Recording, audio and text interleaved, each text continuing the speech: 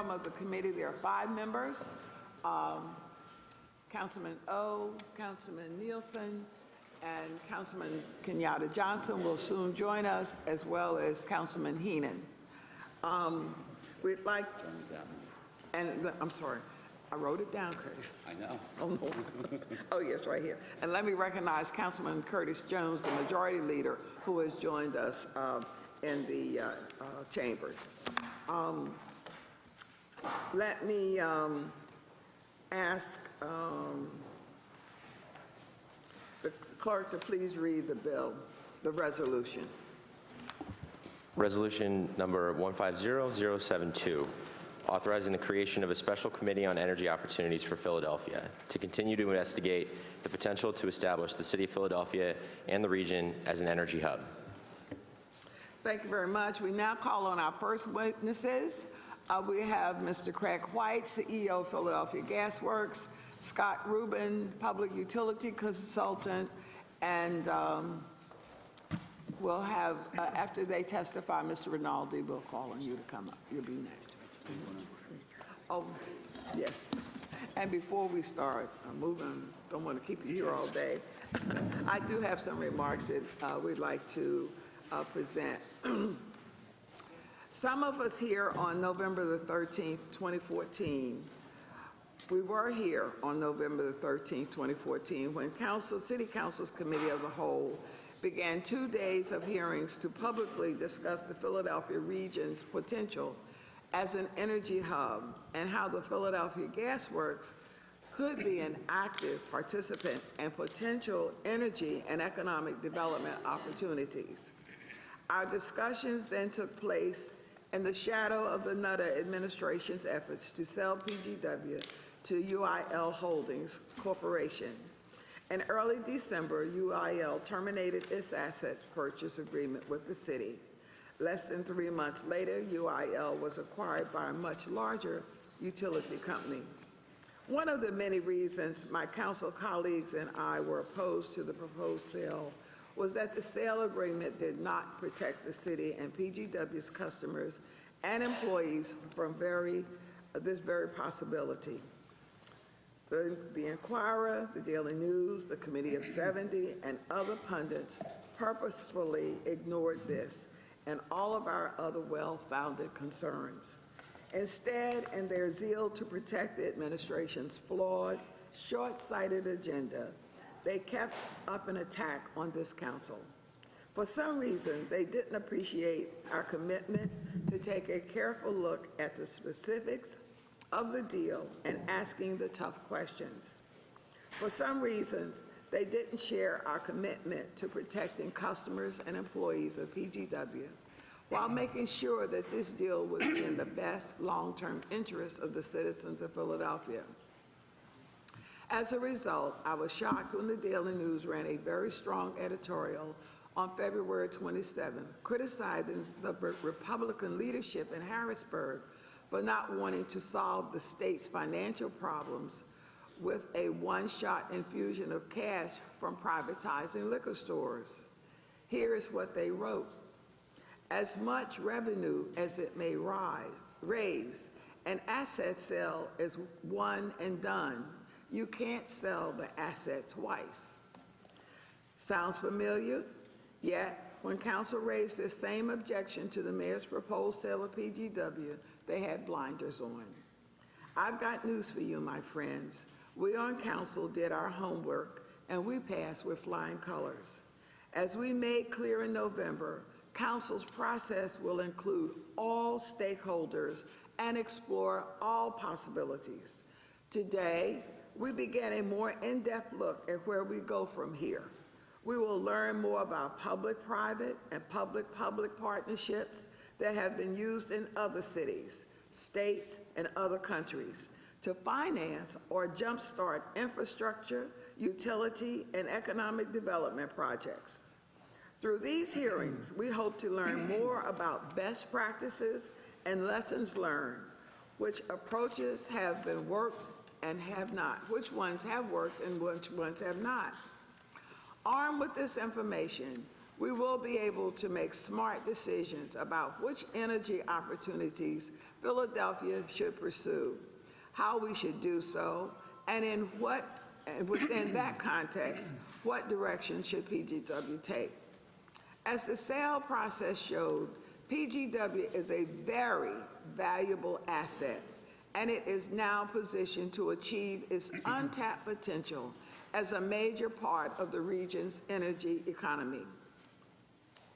There are no questions that these are complex issues. They demand that we pay the same attention to detail we gave to the city-UIL sale agreement, so that whatever the outcome, once again, this council will get it right, and I want to thank you. I offer, ask my colleagues if they have questions or comments they'd like to make at this time. Okay. Thank you very much. Now we will,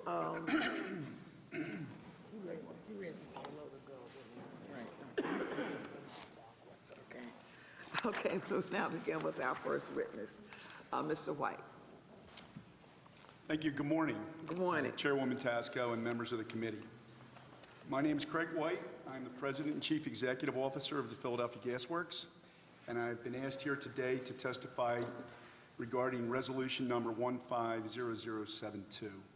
First of all, I want to thank you for the opportunity to address the committee and acknowledge the interest you have expressed with respect to assisting PGW to grow into an even stronger enterprise.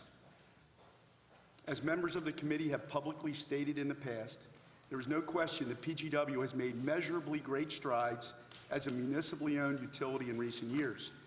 PGW desires to capitalize on this achievement and become a more resilient operation for the benefit of the city and its customers. As you know, PGW is a gas distribution operation with the ultimate charge of providing safe and reliable service to the citizens and businesses of Philadelphia. PGW accomplishes this task with over 1,600 employees who, among other tasks, maintain and operate a 6,000-mile distribution system that consists of over 3,000 miles of gas mains and 3,000 miles of service lines. In addition to this extensive pipeline network, PGW's gas workers, both union and non-union alike, operate one of the largest liquefied natural gas plants in the country. It is estimated that PGW's LNG assets have saved PGW customers over $2 million since the facilities went online in 1972. In addition to pipeline and plant operations, PGW operates 5 neighborhood customer service centers for the benefit of its customers, provides emergency response, answers over 2 million customer phone calls per year, provides programs for those in need, and conducts a myriad of other activities critical to the operation of a gas distribution operation. These critical operations demand focused performance, and I believe that PGW employees work hard every day to provide first-rate operations and service to ratepayers. Now, you will hear a lot of witnesses after myself that will have to establish their bona fides.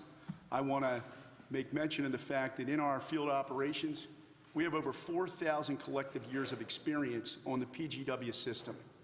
So if the committee leaves here with anything today, I want them to be assured that the folks back at PGW not only have the expertise, but the experience to do the job that they've been doing for many, many years. Given the backdrop of PGW's improved operating framework, it is our good fortune, therefore, that we are currently living in the most optimistic and dynamic gas and energy environment in U.S. history. Prices are stable, fluctuating only within limited range, and supply is available in multiples from just a few years prior. Pennsylvania, due to its location near the Marcellus Shale, has begun to reap tremendous advantages from the gas industry in terms of jobs, technology advances, business opportunities, etc. I would say, therefore, that Philadelphia and PGW are well positioned to benefit from the boom in the natural gas business and energy sectors, but only if we are able to seize the moment and leverage opportunities. Effectively, I'm referring to speed to market. PGW's future ability to maintain safe and adequate service at reasonable rates, as well as to grow as a regional energy business, bringing more business opportunities and jobs to Philadelphia, depends on developing new business strategies and approaches in implementing them quickly. An energy company that wishes to survive and excel in the current environment must have the financial and operational flexibility to react quickly to changes in regulatory policy and economic conditions. To add some context, PGW's current urgency to consider and develop new revenue opportunities and structures is based on the significant advancements in gas technology over the last decade. PGW's residential, small commercial, and industrial customers have used less natural gas annually than just a decade ago. As a matter of fact, when I began my career with PGW in 1980, the typical residential customer utilized 45% more natural gas annually than a PGW customer does today. That is the direct result of conservation and equipment efficiency. We haven't lost customers. We just have customers that operate much more efficiently. To offset this significant loss of business, PGW has had to significantly cut costs, including lowering staff levels significantly over the years. And when I started at PGW, we had 2,825 employees. Today, we have about 1,630. And raise rates. It hurts to say that, but that's one of the realities of what we've had to do. But the one mitigating factor to raising rates is to constantly strive to identify and acquire new revenue opportunities. PGW is currently considering a number of opportunities and is weighing what is possible to achieve using PGW's own resources and market reach. Specifically, at this time, PGW is actively considering 3 primary opportunities to grow top-line revenues, and I would like to talk about them briefly now. Liquefied natural gas, LNG. To provide some background, PGW has maintained and operated LNG facilities since 1972. Our operations include an LNG liquefaction plant, 3 LNG storage tanks, LNG vaporization, and LNG truck loading facilities. PGW has extensive experience and expertise in the purchase, transportation, liquefaction, storage, and loading of LNG. This is truly our sweet spot. These assets are operated to provide uninterrupted service to our residential, commercial, industrial customers in the coldest of winters. However, the reduction in customer usage over recent decades has resulted in PGW having certain underutilized or excess LNG capability. This capability is in the form of excess storage or space in our LNG storage tanks. We do not have excess liquefaction capability. Or said another way, we have room to store LNG. We do not have the ability to produce more LNG than we currently make today. With the above as a backdrop, along comes a significant national move to fuel long-haul trucking, high-horsepower equipment, and marine vessels with LNG, and there is also interest in LNG exportation. Although PGW only has liquefaction capability to liquefy enough natural gas to meet customer requirements in the coldest of winters, PGW has benefited from the moderate to warm winters of the recent past and has been able to stockpile LNG inventory. Therefore, during this warm period and prior to this current winter, PGW amassed significant inventory levels in its LNG storage tanks well beyond the needs of its core customers, meaning well beyond the needs of our customers if the coldest winter occurs. We always have to have enough LNG that if that very cold winter occurs, our customers will have uninterrupted supply. PGW quickly took advantage of market opportunities to sell LNG at PGW's truck loading rack with this excess LNG. Over the past 20 months, PGW has commercially sold 2,000 truckloads of LNG. Each truck holds 10,000 gallons or approximately 800 MCF of LNG per truckload. The total margin generated from these new sales has eclipsed $8 million. But this current heating season, we experienced severe winter temperatures, and we had to stop truck sales to ensure that we had sufficient LNG inventory in our storage tanks to meet core customer demand for the remainder of this winter. As I said a moment ago, we always have to have enough storage, enough LNG in our tanks that if the weather goes extremely cold, we can meet the customer's requirements. So that's what we've done this year. We've had to shut down our interruptible truck deliveries because we needed that inventory to service our residential, commercial, and industrial customers. Key point here is that PGW has extensive underutilized space, but it does not have excess LNG capability. Therefore, in order to continue to capitalize on the truck loading business, PGW must have greater liquefaction capability. This all said, I would like you to leave here today with the understanding that liquefying, storing, and loading LNG is an expertise of PGW. I mentioned it a moment ago, it's our sweet spot. It truly is. We know how to do it. We do it better than anyone in the country.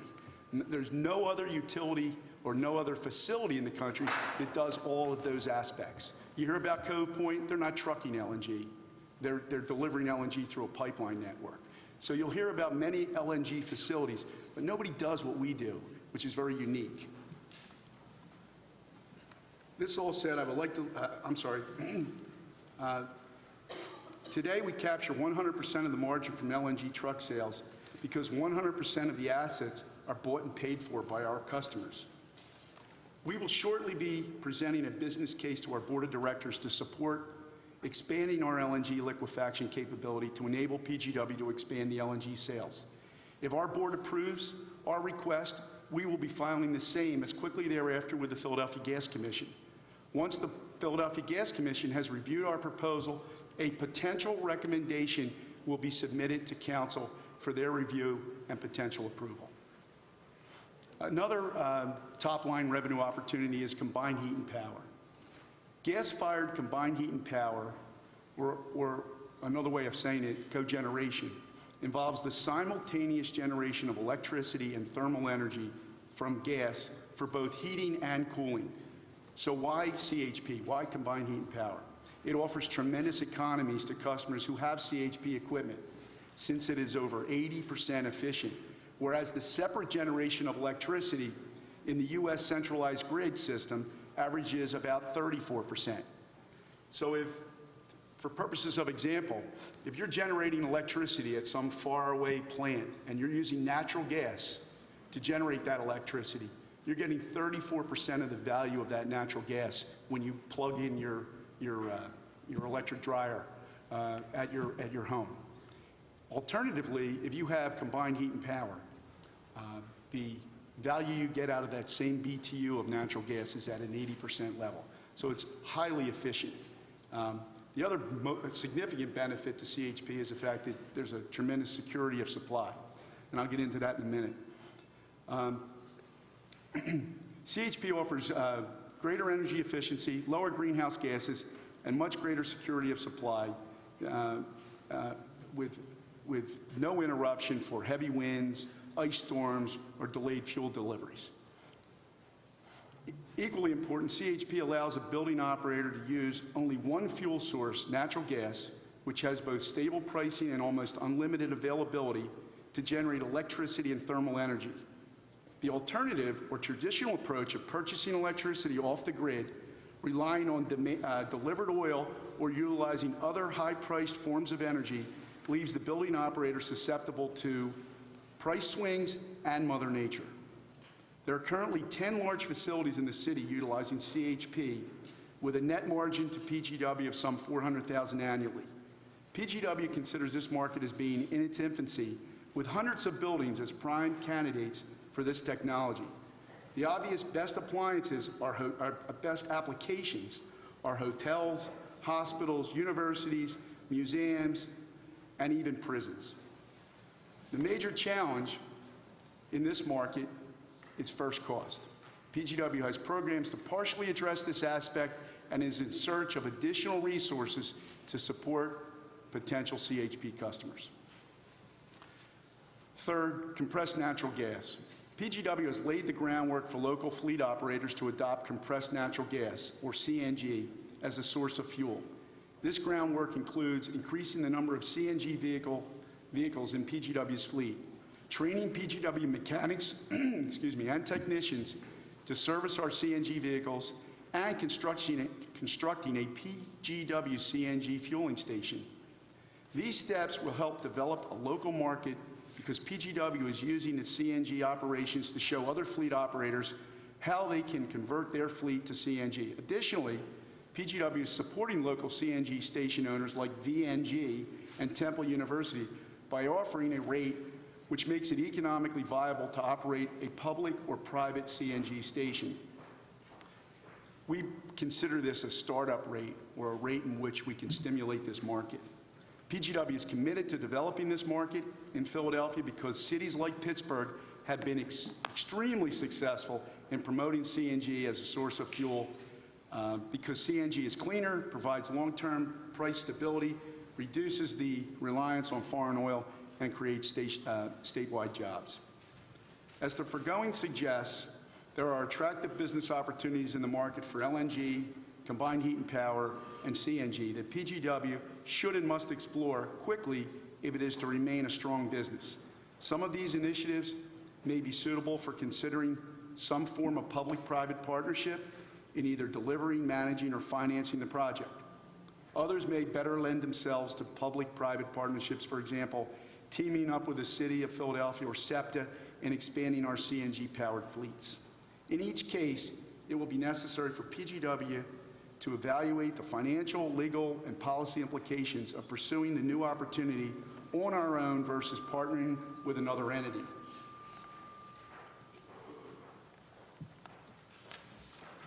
Our door remains open to considering with our stakeholders any new business that will benefit both our customers and the gasworks. PGW is hoping the Council can continue to be of assistance in this regard. PGW's ratepayers stand to benefit tremendously if these opportunities are successful, and we are eager to explore all avenues to make these opportunities a reality for Philadelphia's consumers.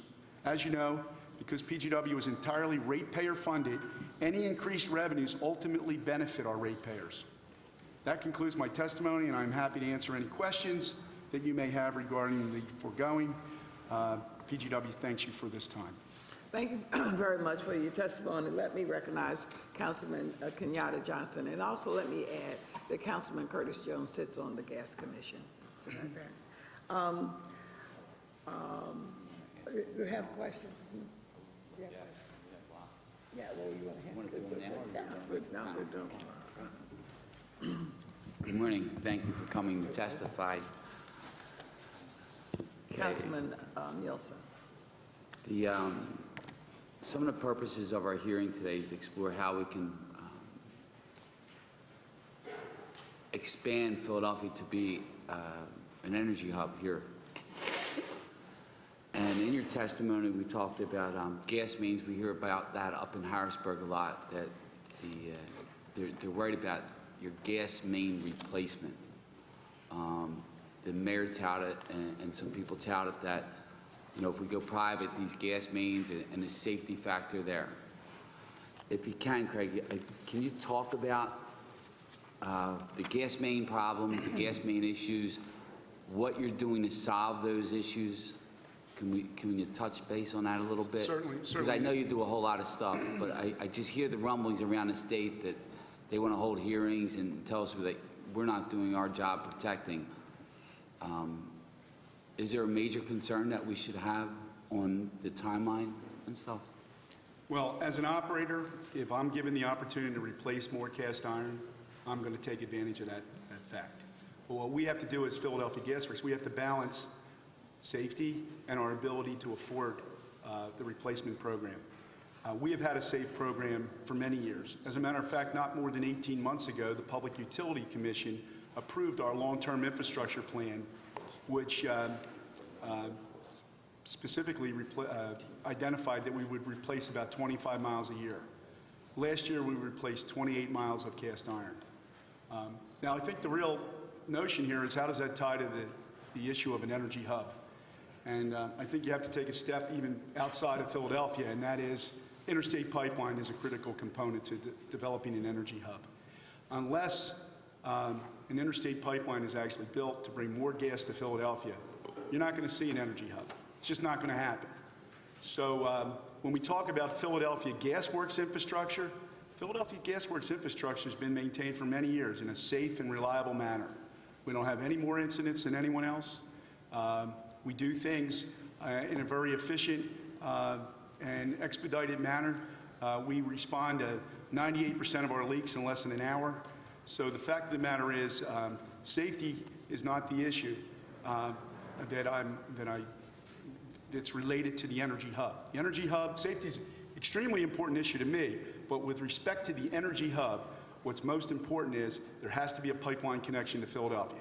That pipeline gets here, that gas will get distributed. There's not a dearth of pipeline capacity inside the city of Philadelphia. It's getting that pipeline capacity to Philadelphia.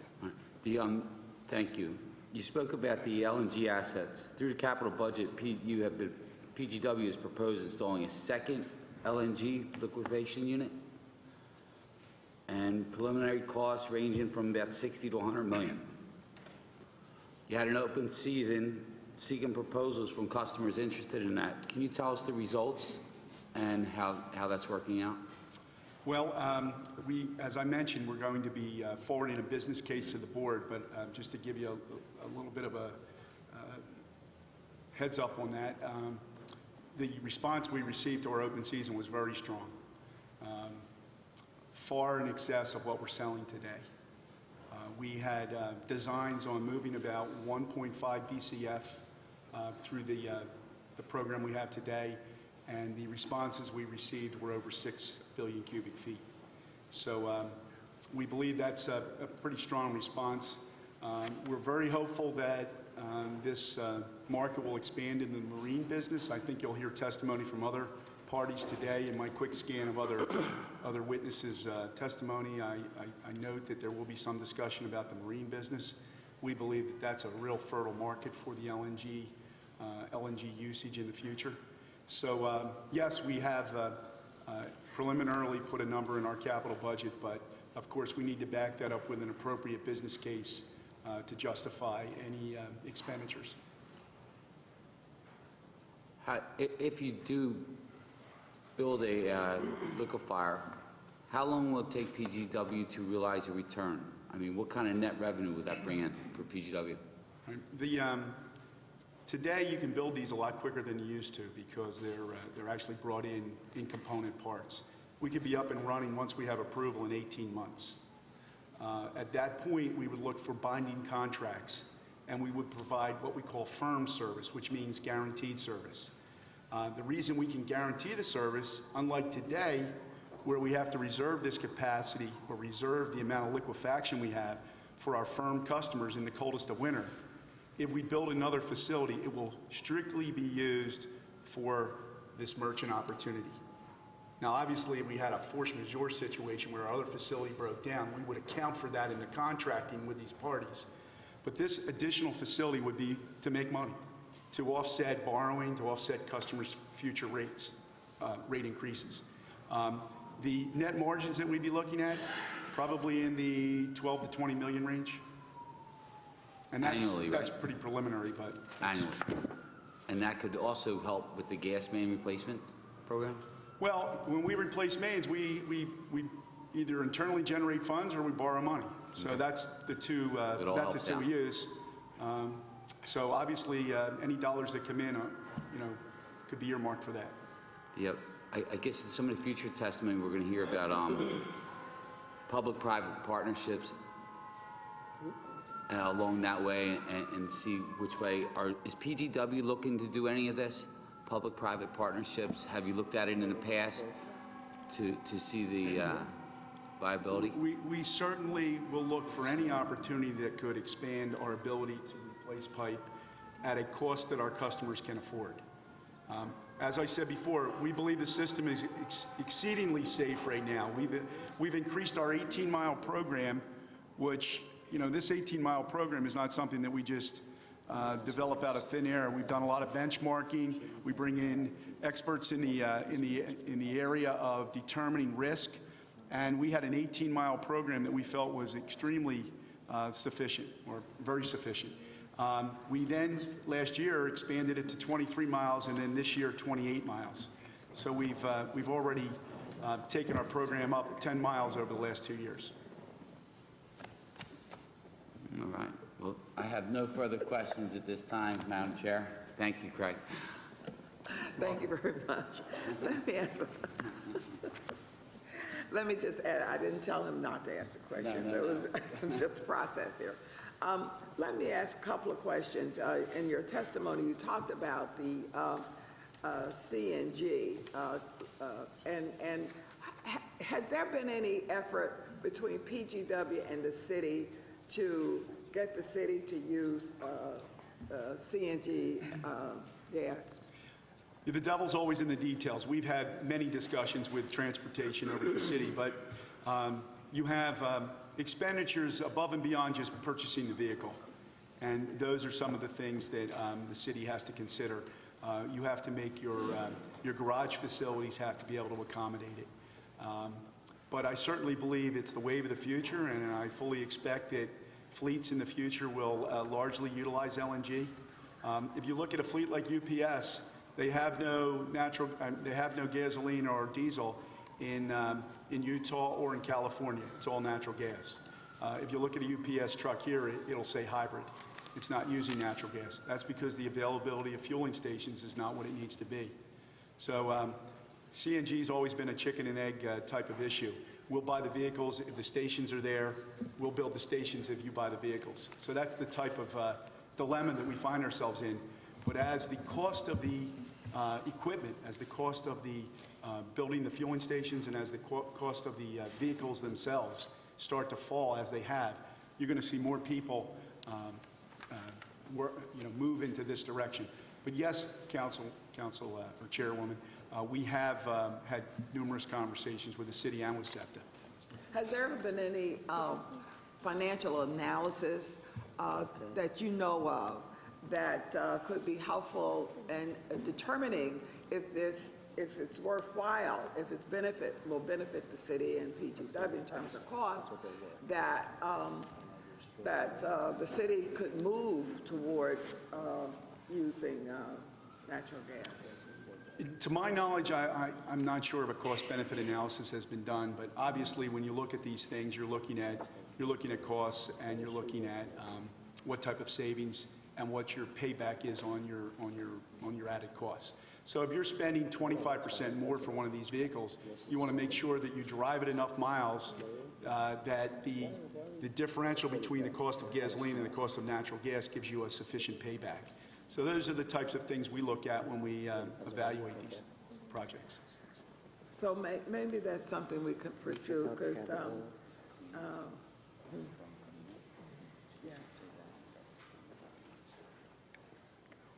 can answer the question. You want to follow up? Great. The difference between burning gasoline and natural gas, cleaner for the city, Much for the cleaner. environment? Much cleaner. Can you jump into that a little bit, because we have some people with that kind of concerns in our audience today? Yeah, I wish I could throw some statistics at you off the top of my head. I didn't come prepared with that, but certainly when you're using natural gas to generate electricity, you take huge tons of harmful emissions out of the air. Likewise with vehicles, you remove a tremendous amount of harmful emissions when you use natural gas because it's such a clean burning fuel.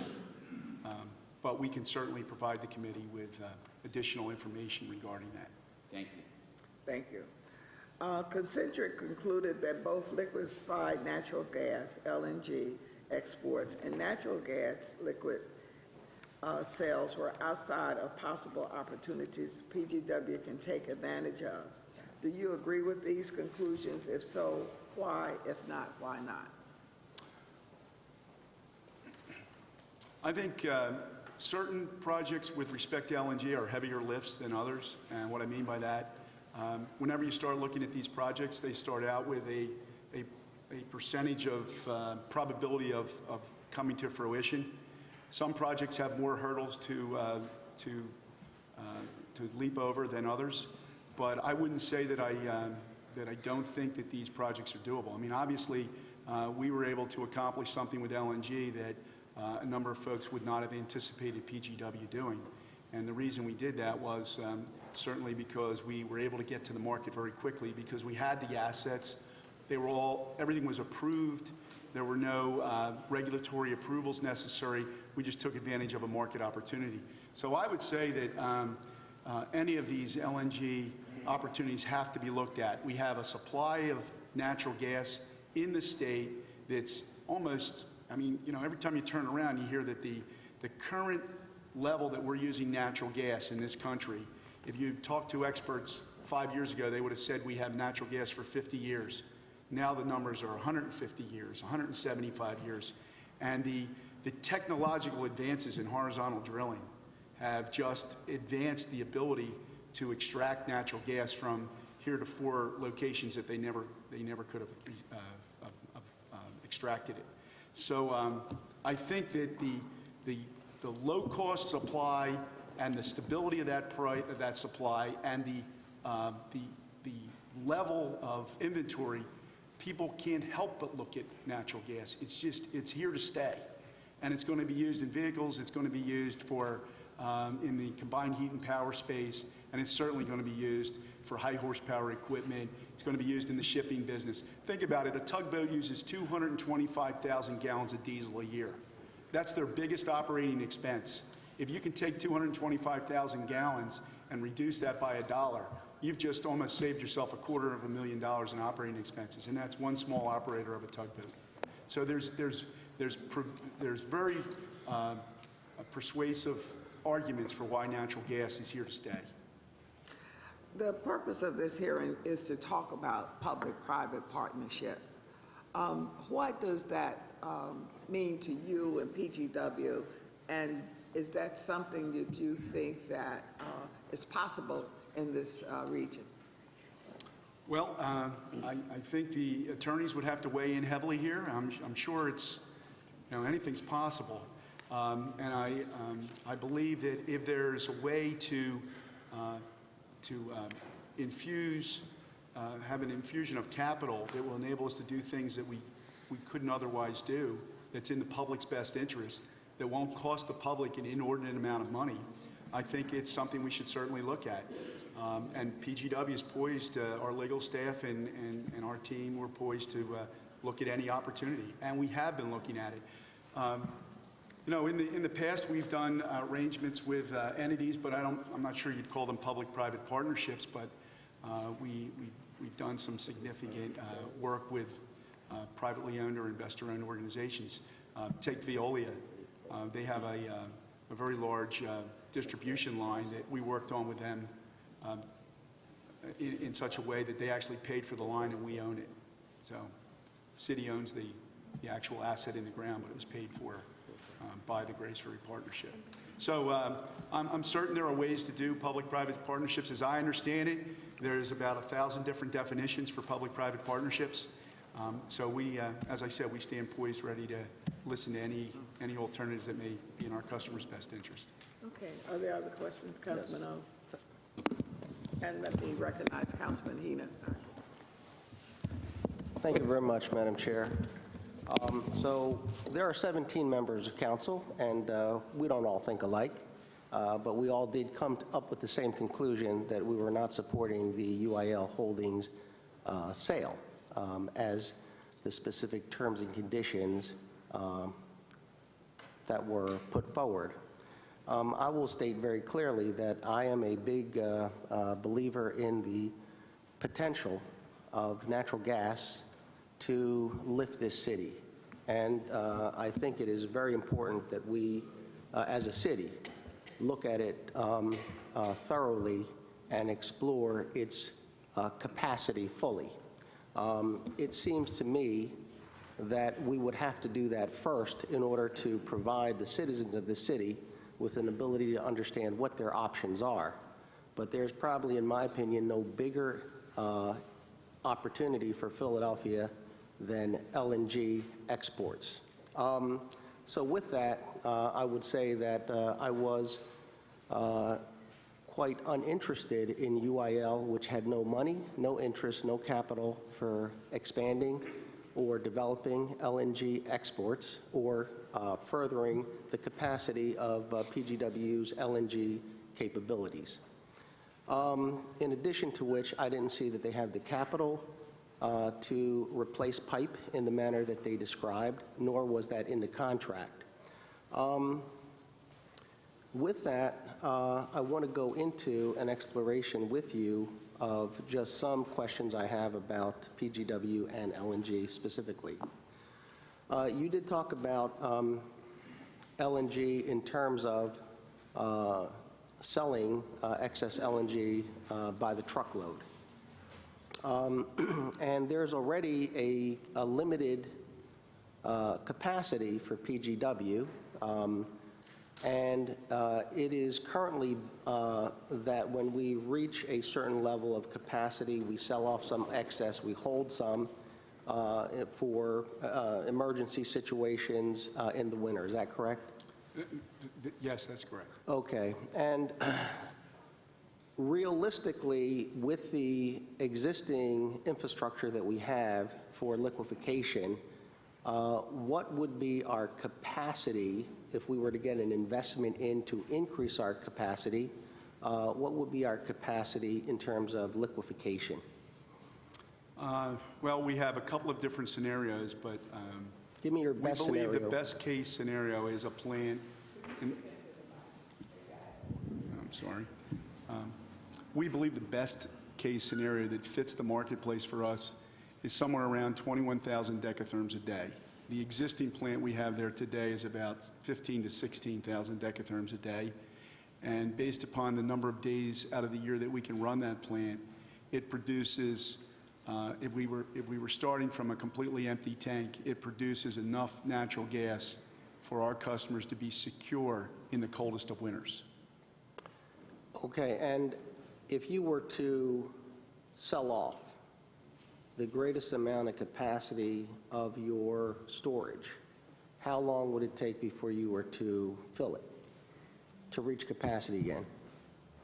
If we had this second liquefaction plant, Yes. the second liquefaction plant would allow us to completely fill our storage within one operating season and actually go beyond that. So we believe if the market were, say, 6 BCF, we would have sufficient capability. I mean, just take 21,000 a day and multiply it by the number of days in the year. Now, of course, we're down certain days for maintenance purposes, but you approach that 6 billion cubic feet. And the margins, just to give you an idea, the margins in this marketplace are the second best margin we have other than firm supply to residential, commercial, and industrial.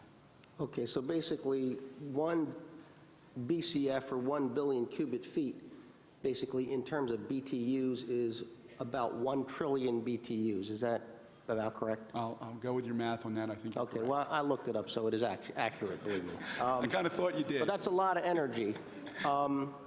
So one of the things that I will say publicly is when I met with the CEO and the leadership of UIL Holdings, we talked about LNG export, and I mentioned to them during our discussions, which they did not apparently know, was that the city of Philadelphia does not have an export license. We never applied for an export license. This body actually did a resolution urging the mayor to pursue an export license in 2013. We had been discussing an export license. That is simply to begin the process of seeing if we could apply for an export license. As of today, has the city of Philadelphia, PGW, has anyone applied for an export license or began to put that process together? We are not in the federal queue. Okay. So that means no, and therefore we are not in the lineup of cities or facilities that have applied for an approval, and there is a limited number of facilities that are going to be approved, because once we have enough export facilities, there just is no more need for export locations. Is that correct? That's the common wisdom. I wouldn't say any cities are applying for export terminal Okay. authorization, but certainly there are entities out there that are. Entities located in or around cities. But for my purpose, there's no application coming from the Philadelphia, from any private entity or a public entity in and around Philadelphia. Is that correct? No, that's correct. Are you familiar with a company called KEPCO? Korea Electric Power, KOGAS? Yes. Okay. And would you understand them to be one of the largest investment entities and developers of natural gas facilities on a global basis? I understand that they're huge, yes. Okay. So I will say that I met with them, or more importantly, they met with me back in 2012. And I have had a very extensive discussion with them since that time about Philadelphia and its capability in terms of being an export location. And they felt, the people that I spoke with, that Philadelphia has an ability to be an export location. And we have gone through some of the numbers of what the investment, the technology, and other things will be. I will also say that in September of last year, 2014, when I did a trade mission visit to Korea, I will say at my own expense, no city dollars involved here, that I did meet with the former Vice Minister of Trade, Industry, and Energy, and we discussed Philadelphia and other projects around the world and things like that. All of which is to say that from those types of persons, at that level of investment and expertise, they see Philadelphia as a very good location for possible investment into PGW and its LNG technology. Has there been any conversations or agreements or anything between PGW and any other investment entity or developer of liquid natural gas? One of your witnesses today, Frank James from Pan America, I think you'll hear quite a bit of the Okay. discussion regarding that. Frank actually contacted us prior to the sale discussion, and then, of course, when the sale process began, he stepped away, but he has been back to talk to us quite a bit. When did he first contact you? What year? I would say probably around 2010 or 11. 2010 or 11, he came to talk to you about a private investment of monies to invest in PGW, not purchase PGW, invest in PGW to develop its export technology and its capacity. Is that correct? Yeah, yes, that's correct. And I was elected in 2011. I didn't take office to 2012. So prior to my coming to council, he had already approached PGW. What happened to that discussion? Why didn't that go forward? That didn't go forward because of the fact that the company was in a sale process. UIL Holdings, something? Well, it was the whole process. So in other words, UIL didn't surface until they became the winning bidder. Okay, But so there prior was... to that, you were in a process, and there were other things that we didn't move forward at that time as well, because of the fact that we were in a sale process. Okay, so I'm going to summarize it this way, which is my understanding, but you could correct me if I'm wrong.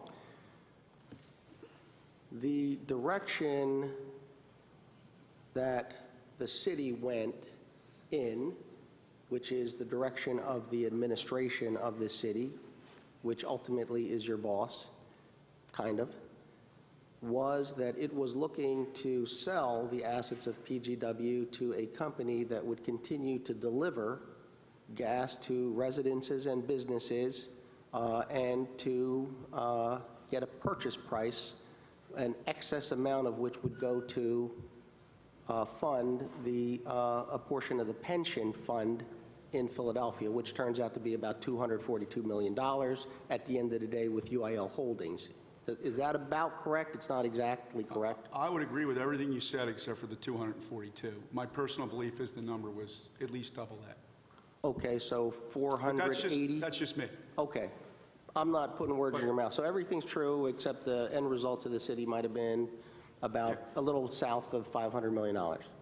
Okay. And if the liquefaction, so in other words, once the administration had decided that it was going to simply do a sale of the assets to get some money to put in the pension fund, there was no more discussions about investment into LNG, capabilities. and all the positive impact that that would have done. That's correct. There was no authorized expenditure while the sale process was going on. Okay.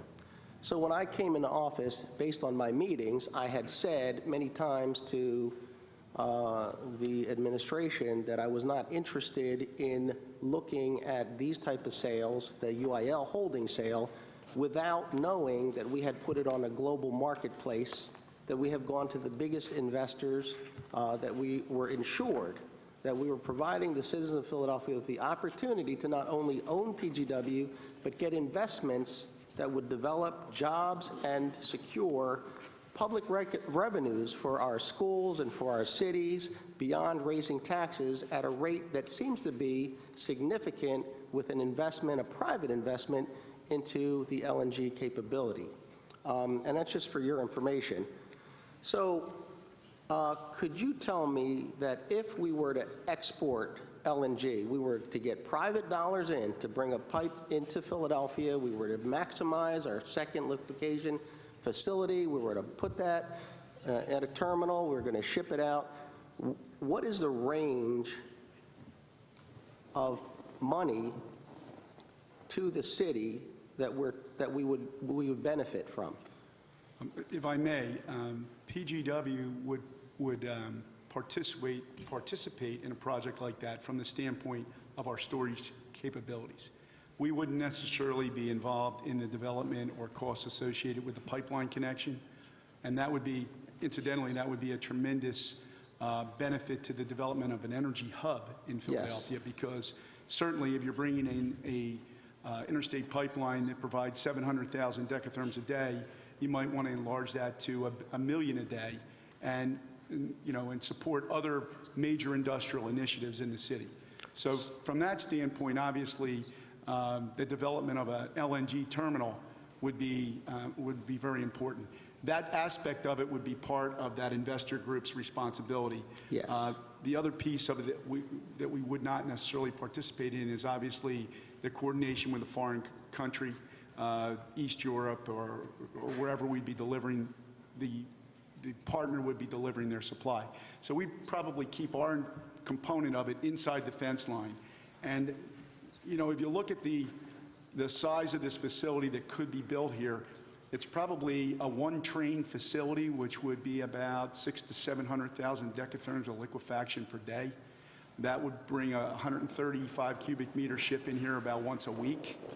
And you could look at maybe anywhere from 100 to $200 million in net revenues to Philadelphia Gas Works. So that is $100 to $200 million in net revenues to the city of Philadelphia per year. That's correct. And so in 5 years, you're looking at $500 million to $1 billion versus the one-time sale and benefit of a number less than $500 million, if, and that's a big if we found a private investor to invest in the development, do all this stuff, which costs the taxpayers of Philadelphia no money. We continue to own PGW and keep it a public facility to ensure that public interest is a primary interest of PGW, but the development and the commercial aspects of exporting is done through a private company. Is that correct? That would be correct. What is the typical length of year or term of year of a contract between a private exporter and a company overseas? Is that an annual contract, a 10-year contract, a 20-year contract? What kind of contract I would is it? suspect with the type of capital that would have to be invested in a project like this, it would have to be a long-term contract in the neighborhood of 20 years. So we would lock in $100 to $200 million per year for the next 20 years if this all worked out? Probably, yes.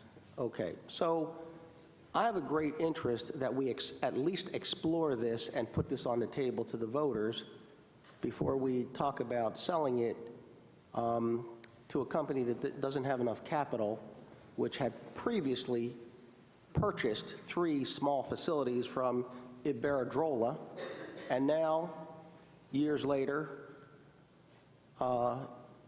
is purchased by that same company as regulations and taxes in Spain has changed.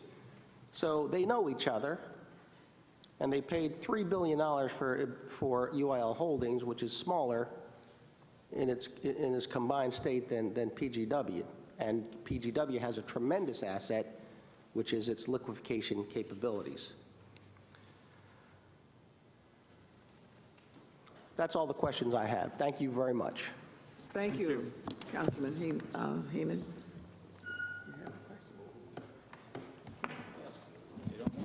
There it is, there it is. 2015 technology, what can I tell you? Thank you. Thank you, Madam Chair. You're right. Good morning. And morning. I apologize if this question is redundant.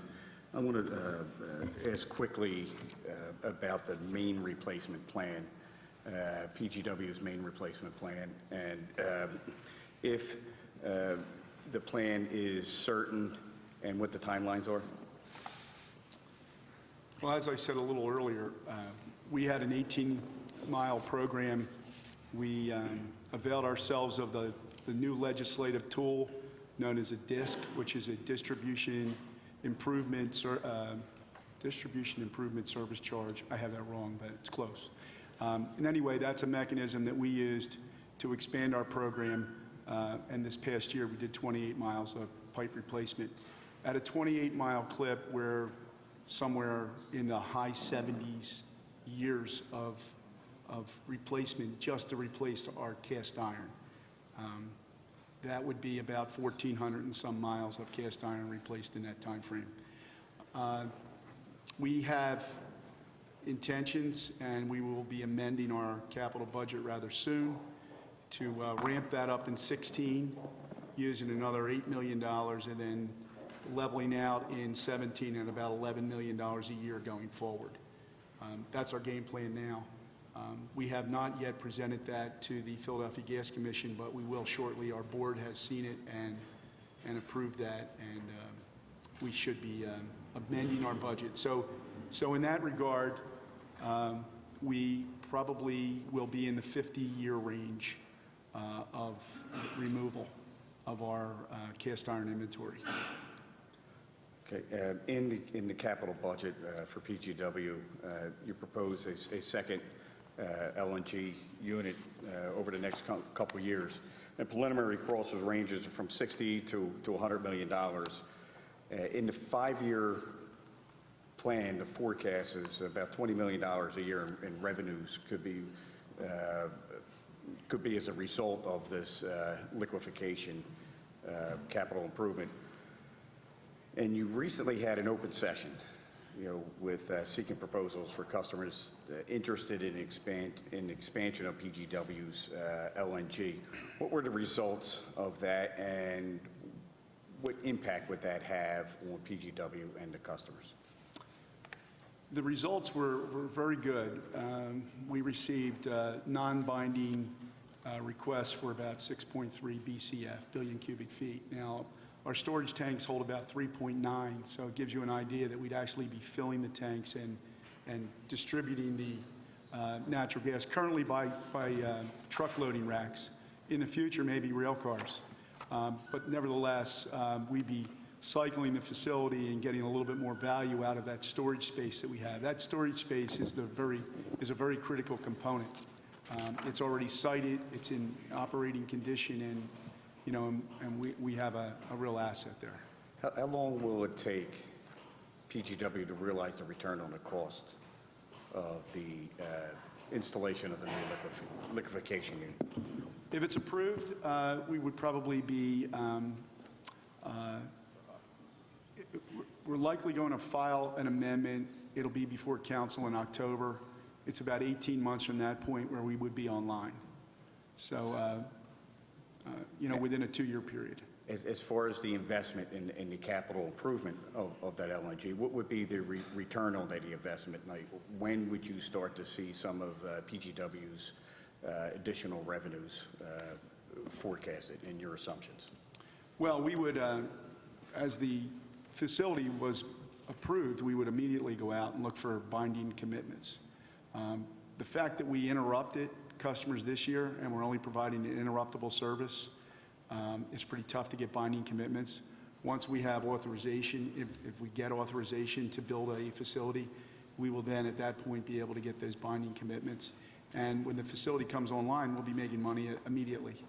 And how much revenue would you project? In the neighborhood of 12 to 20, 12 to 20 per Right. year? yes. It's an entirely different scale than what Councilman O was referring to. Okay. I was just informed that these are repetitive questions. Well, hello. I did better this time because I practiced. And is there, so I don't know if this question has been asked, and again, I apologize. The length of some of these open for business and expression of interest would be the length of the terms that they are expressing interest in. Are they 1 year?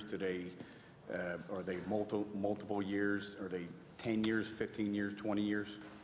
We would love them to be 10 or 15 or 20 years, but I think it will be whatever the prevailing market conditions are at that time. If they believe that their market is going to get stronger over time, they're obviously going to commit for a lot of liquid for a long period of time. And I think that's going to be the case. I think the market is going to go in the, it's going to continue to rise, particularly since this market is long-haul trucking, high-horsepower equipment, and marine vessels. So I think the answer to your question is, I don't know, but the variables that I'd consider would lead me to the conclusion that it would be a longer-term contract. Is there anything prohibiting long-term contracts right now? Well, the only thing Through that's its government prohibits structure or the way we are structured? I mean, Well, we 'cause have there's the going to be a 40 lot of talk, I mean, there's obviously a lot of talk with, regarding whether we need to be an authority or whether you have the ability through its current governance structure to enter in long-term agreements. Because I know you have in the past entered into public-private arrangements.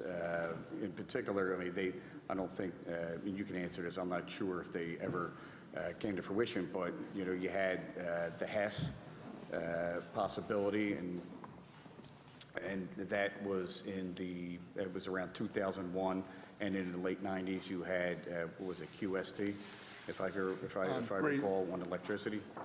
Grays Ferry Partnership. Right. So we did a 20-year deal with the Grays Ferry Partnership. It may have even been 25, but we did it through PAID because most of these large projects are project financed, and they won't be able to borrow the money if they don't have a committed contractual situation. PGW can sign a long-term contract, but it can be null and void after 4 years by virtue of the 4-year rule. So is it easier to enter into a P3 opportunity regardless of whether you have the ability to do long-term agreements now as is, or is it better to enter into a P3 agreement with an authority for capital reasons, as you just stated? I'm not sure I'm going to give you the right answer for that. I will say that the mechanisms we have or the limitations we have with procurement have a chilling effect when you're bringing in a third party who is used to doing business directly with the entity that they're contracting with, and then you throw in front of them that they have to do a contract with PAID, who in turn does a back-to-back contract with Philadelphia Gas Works.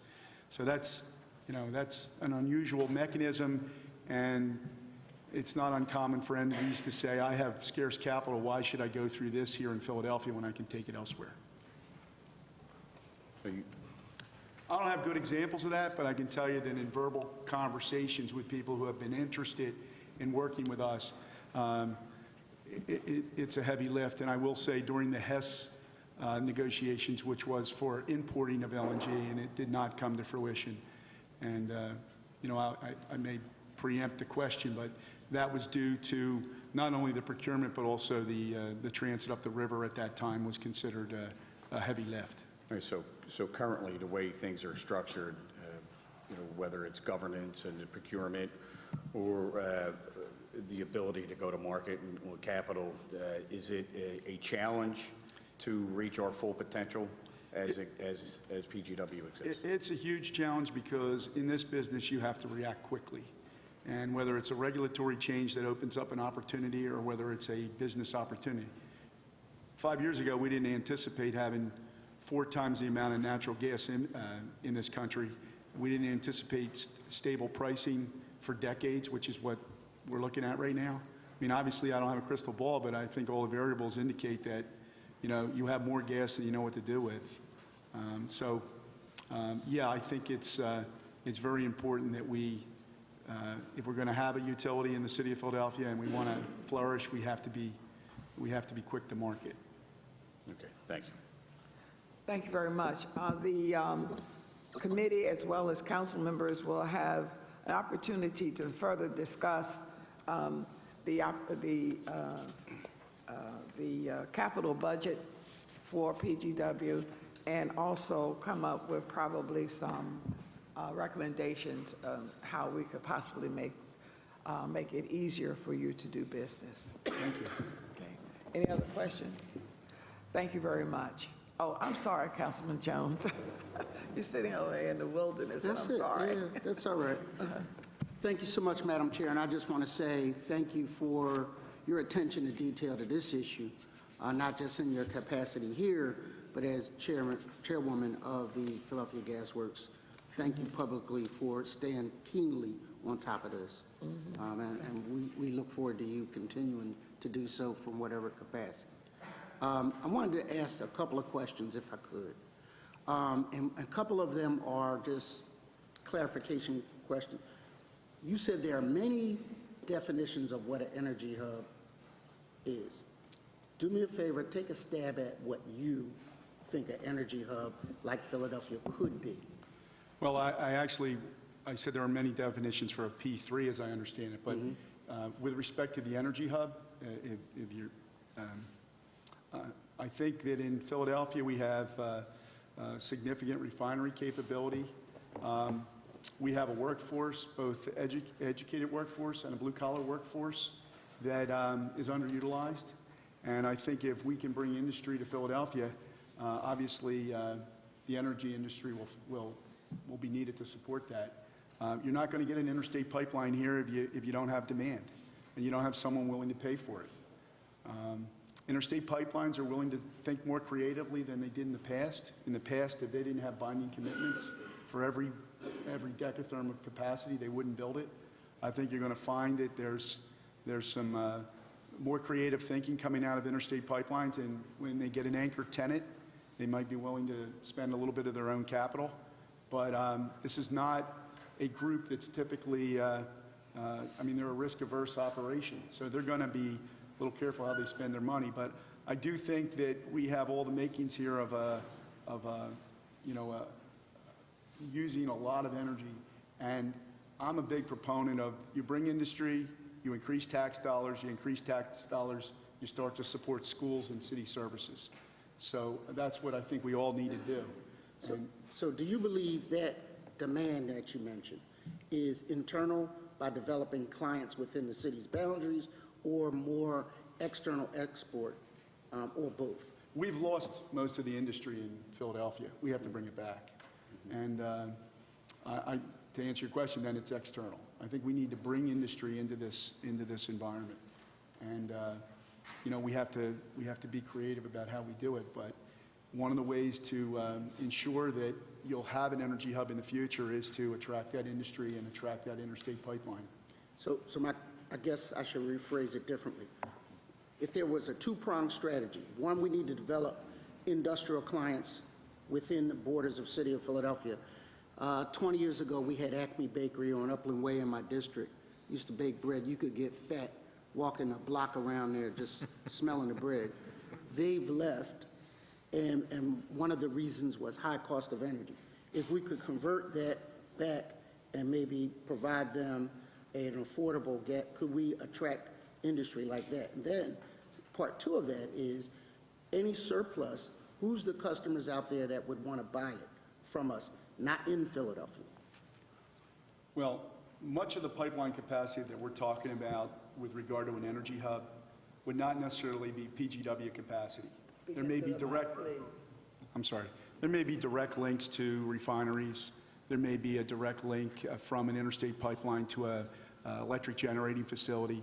These facilities are huge natural gas users.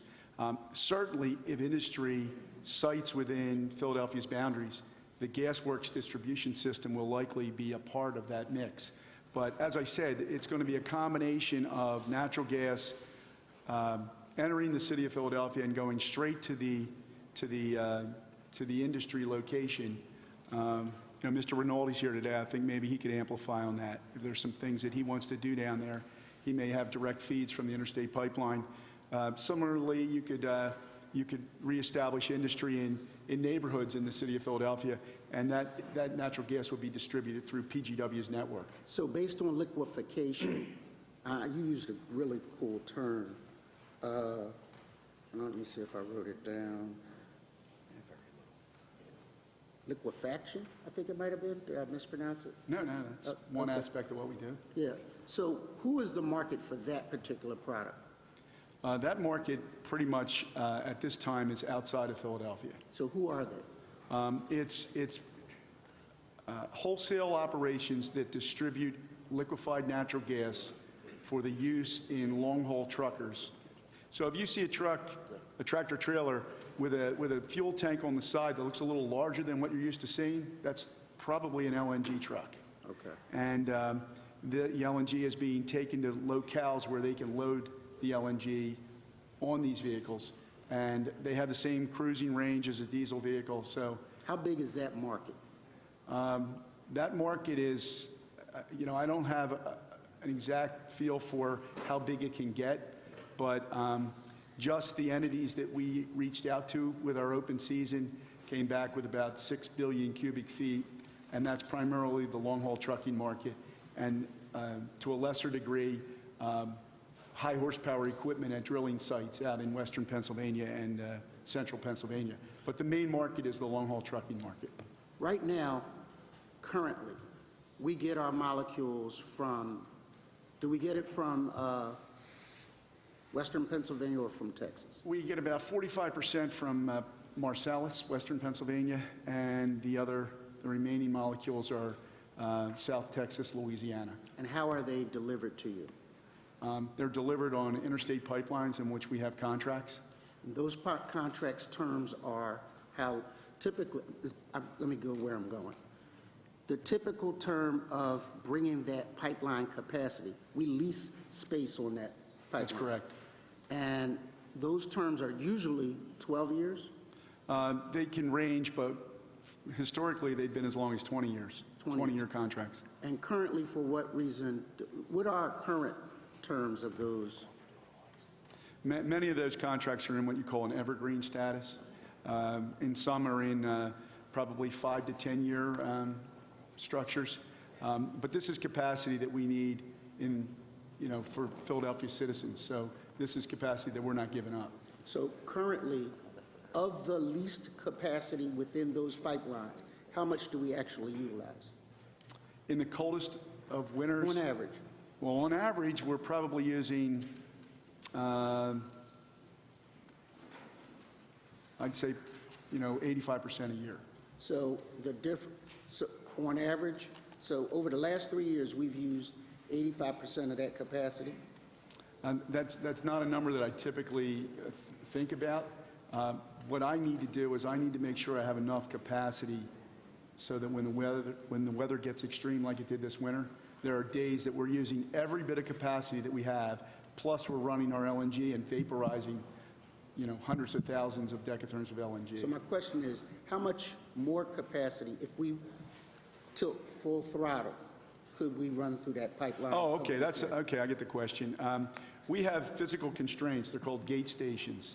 Under contract, we have about 480,000 a day. We physically believe that we could get about 525,000 decatherms through our gate stations. Just to give you an idea, on the coldest day, PGW uses close to 700,000. So we cannot get it from the gate station. That's why that LNG facility is so critical. That's where I was going. Right. And if you want to expand industry, you're going to need to bring more capacity into Philadelphia. All right.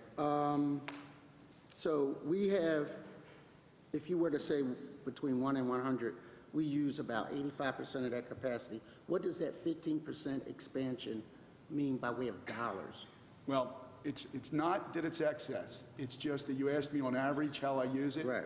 If we had a design winter condition, we would use it every day. But in the summer, we don't need it. So that's where the opportunity to Right, freeze it right. comes in, right? Right. Okay. One last question. Storage capacity, how much do we have? In our LNG facility? Yeah. A little over 4 million. And you're planning to expand that? No, we're not planning to expand the storage. We're planning to expand the machine that actually takes the gas from a vapor state into a liquid state. And it's called a liquefaction plant. And there are a variety of different technologies you can use to do that, but you actually take the natural gas down to about 250 degrees below Fahrenheit. Final question is, if there was a city that was the perfect energy hub, other than us, what city would we look to? Well, I don't think anyone has the assets we have. Now, having said that,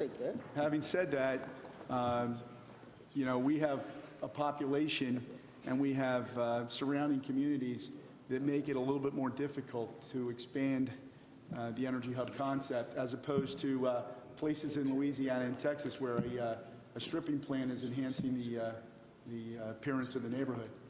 So, I think there are areas, there are cities, but I should say there are geographic areas that are probably better than Philadelphia, but there aren't cities that are better than Philadelphia. Thank you, Madam Chair. Thank you very much. Any other questions? Thank you, Mr. I'm going to ask you a short question I'm because going we to have ask you a other short people question. who've been waiting. And I apologize to everybody. I will be caught up to speed very shortly. So our city council's consultant during the process over the last year, Concentric, concluded that both the liquefaction natural gas exports and the NGL sales were outside the possibilities of PGW to take advantage of. Do you agree with these conclusions? Well, we were already taking advantage of it when that study came out. So we were already selling liquid by truckload in the commercial market space. So maybe we're talking past each other, meaning Concentric and myself. But we certainly believe that it's not beyond the capabilities of the gasworks. Oh, well, that's good to know. All right. If it's miscommunications there or oversight. And a general, broader question when it comes to, the buzzword, in D.C. it was the fiscal cliff and all these other words. Here we have the energy hub, which is actually real. What role do you see PGW playing in the broader context of an energy hub in this region? I think we are an absolute critical role to an energy hub. Yes, I do. Our distribution system is a vital component to the development of industry and new business in the city of Philadelphia. So, you can talk all around this energy hub, but PGW is squarely in the middle of it. And the critical component to the development of an energy hub is the expansion of an interstate pipeline, expansion of assets into Philadelphia. Okay. And lastly, the employees. You work real close with the employees, and we employ so many of Philadelphia residents.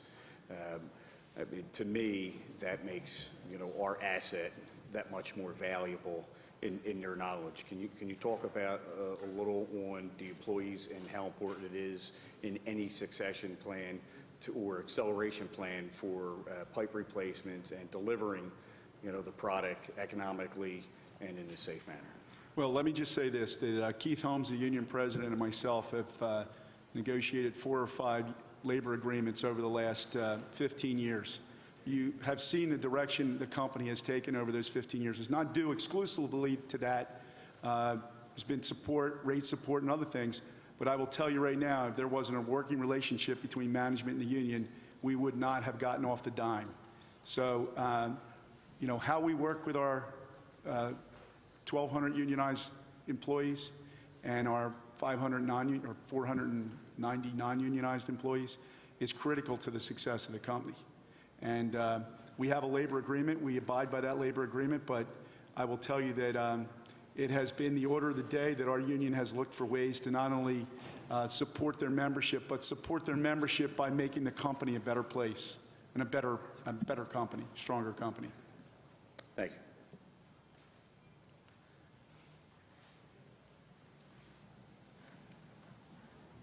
Craig, we'll come prepared to, when we have the capital budget hearing, to probably answer these same questions. Thank you. Okay, thank you. We'll go now to our second, because we have a lot of people here who are waiting to testify, and a lot of that is for the record, but will be on the record again in the spring. We're really here to talk about public-private partnerships, but also it's important to discuss PGW's would-be role and the ability to move forward. Would you please state your name for the record? Scott Rubin, R-U-B-I-N.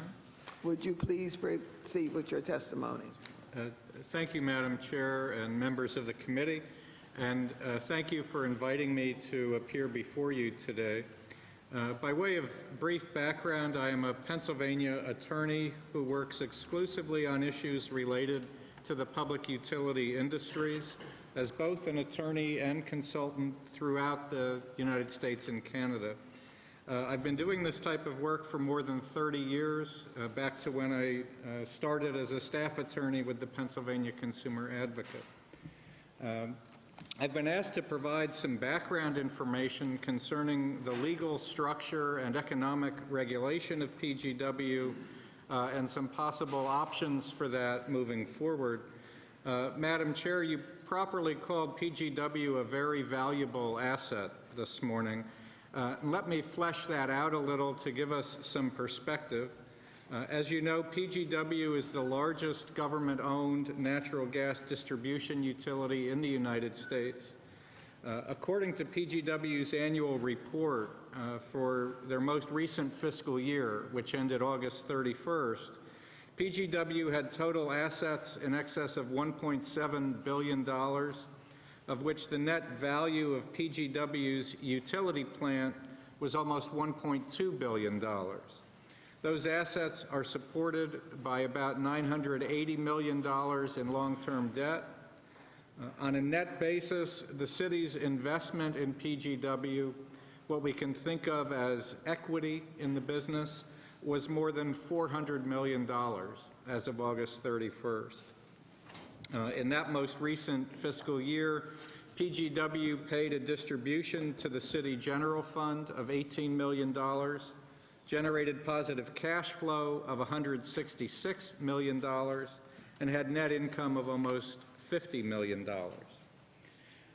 So it is indeed a very valuable asset. And I understand that the city may be interested in exploring options to unlock the value of that investment, enable PGW to capitalize on some of its valuable assets that are underutilized today, enhance PGW's independence from city government, or generate additional sources of revenue that could help further improve PGW's financial condition while investing in the replacement of aging infrastructure.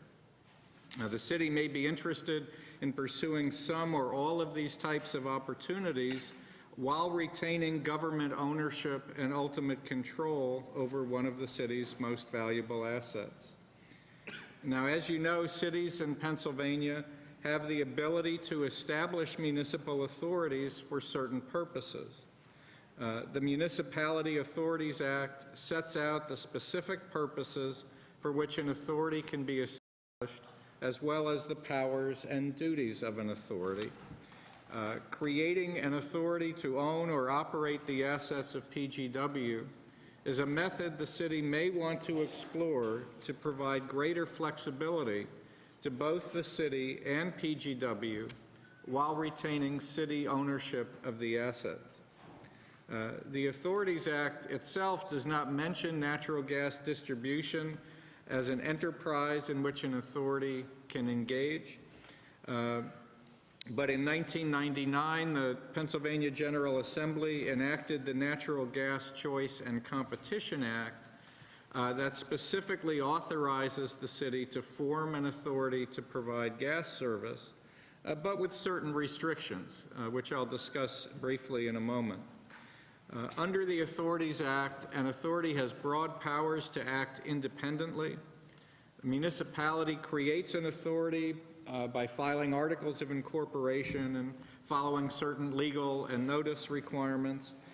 Once created, an authority has general corporate powers, including the power to sue and be sued, acquire and dispose of property, make investments, borrow money, enter into contracts, use the power of eminent domain, and determine the fees it levies on customers. In addition, even though a single municipality can create an authority, the authority is allowed to do business anywhere in the Commonwealth and in certain circumstances to participate in projects in adjoining states. When an authority owns real property outside the boundaries of the city that created it, it must either receive permission from the other municipality or agree to make payments in lieu of taxes equivalent to property taxes and other assessments in that municipality. Authorities are subject to certain limitations. I'll mention a few. An authority's corporate existence is limited to 50 years, renewable for additional terms of up to 50 years each. An authority cannot issue bonds with a term of more than 40 years. And an authority cannot be created which duplicates or competes with an existing business. In addition to these general restrictions, the Gas Choice Act changes some of these requirements and imposes additional conditions and limits on PGW. Now, as you know, the Gas Choice Act gave the Public Utility Commission jurisdiction over the rates and service of PGW. That jurisdiction would not end if the city formed an authority to own or operate PGW. If the city decided to transfer the ownership or operation of PGW to an authority, the PUC would have limited ability to review the financial aspects of that transaction, the specific creation of the authority, unless the financing were limited only to the amount needed to repay existing PGW debt. Finally, if the city creates an authority for PGW, the authority would retain the power of eminent domain within the city limits, but unlike other authorities, it would not have that power in other municipalities. Transferring PGW's assets or operations to an authority should not result in significant changes in PGW's utility operations, other than providing PGW with more flexibility to engage in activities outside the city's borders. Of particular importance, the following would not change under authority ownership or operation. PGW's limitations on liability from tort actions would remain governed by the Municipal Tort Claims Law. The PUC's role regarding PGW's rates and service would not be changed. PGW would retain the ability to place liens on real property for unpaid gas bills, and the rights of PGW's employees, including pension rights and collective bargaining agreements, should not be affected. Finally, while transferring PGW's assets or operations to an authority would be a large transaction, it would not be unprecedented. In the past 2 years, there have been 2 significant transactions in Pennsylvania involving the long-term lease of municipal assets to an authority. Now, given our limited time today, I'll provide just a very brief description of each of those transactions. First, in December 2013, the City of Harrisburg leased its parking assets to an authority for a 40-year period. The upfront lease payment to the city was about $267 million. The city did not retain any right to revenue or transfer payments during the lease term, but it retains ownership and some responsibility for making capital improvements during the lease term. The second transaction is the City of Allentown's lease of its water and wastewater operations. I see that you have Mayor Pawlowski here today, so I won't say too much in detail about his deal. But briefly, in August 2013, Allentown leased its water and wastewater operations to Lehigh County Authority, an existing water and wastewater utility operating in the Allentown suburbs and neighboring areas. That was a 50-year lease that gives the authority the right and obligation to operate, use, maintain, repair, and replace the water and wastewater systems, and to charge the rates necessary to recover its costs.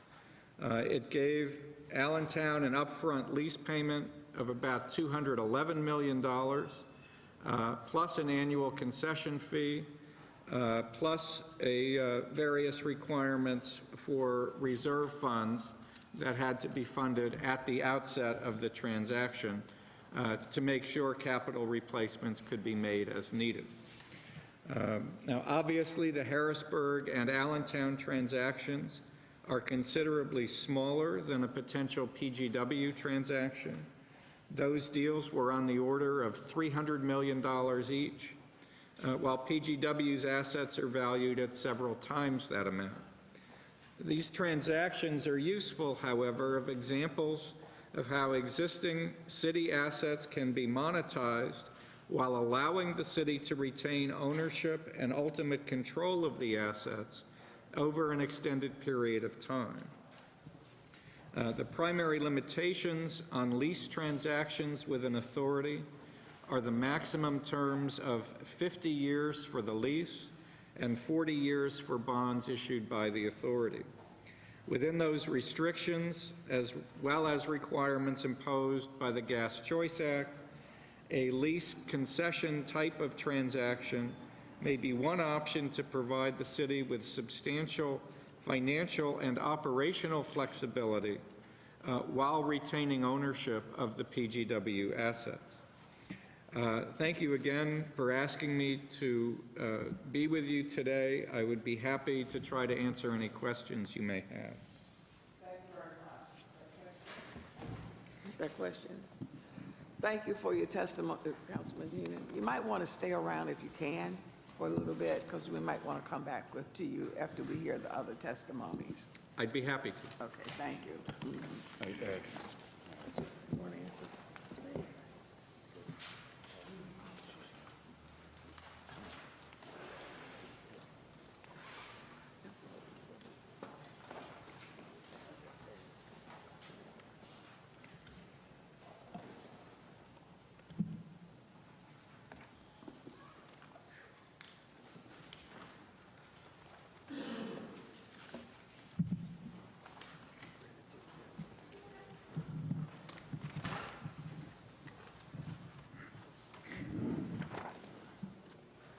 Still good morning for about 5 minutes.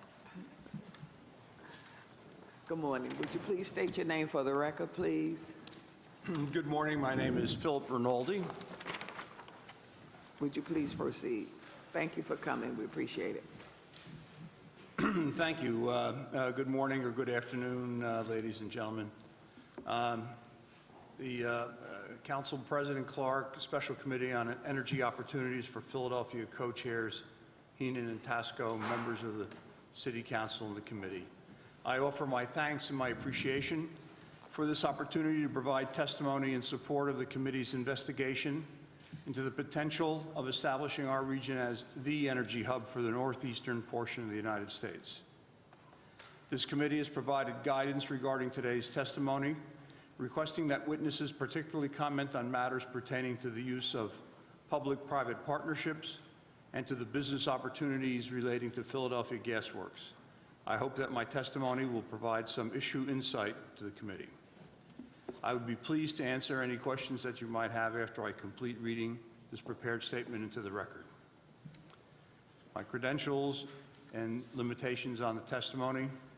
Although many of you know me, I'm going to introduce myself for the record. I'm the Chief Executive Officer of Philadelphia Energy Solutions, the company that owns and operates the Point Breeze and Girard Point refineries located on the former Sunoco refinery complex in South Philadelphia.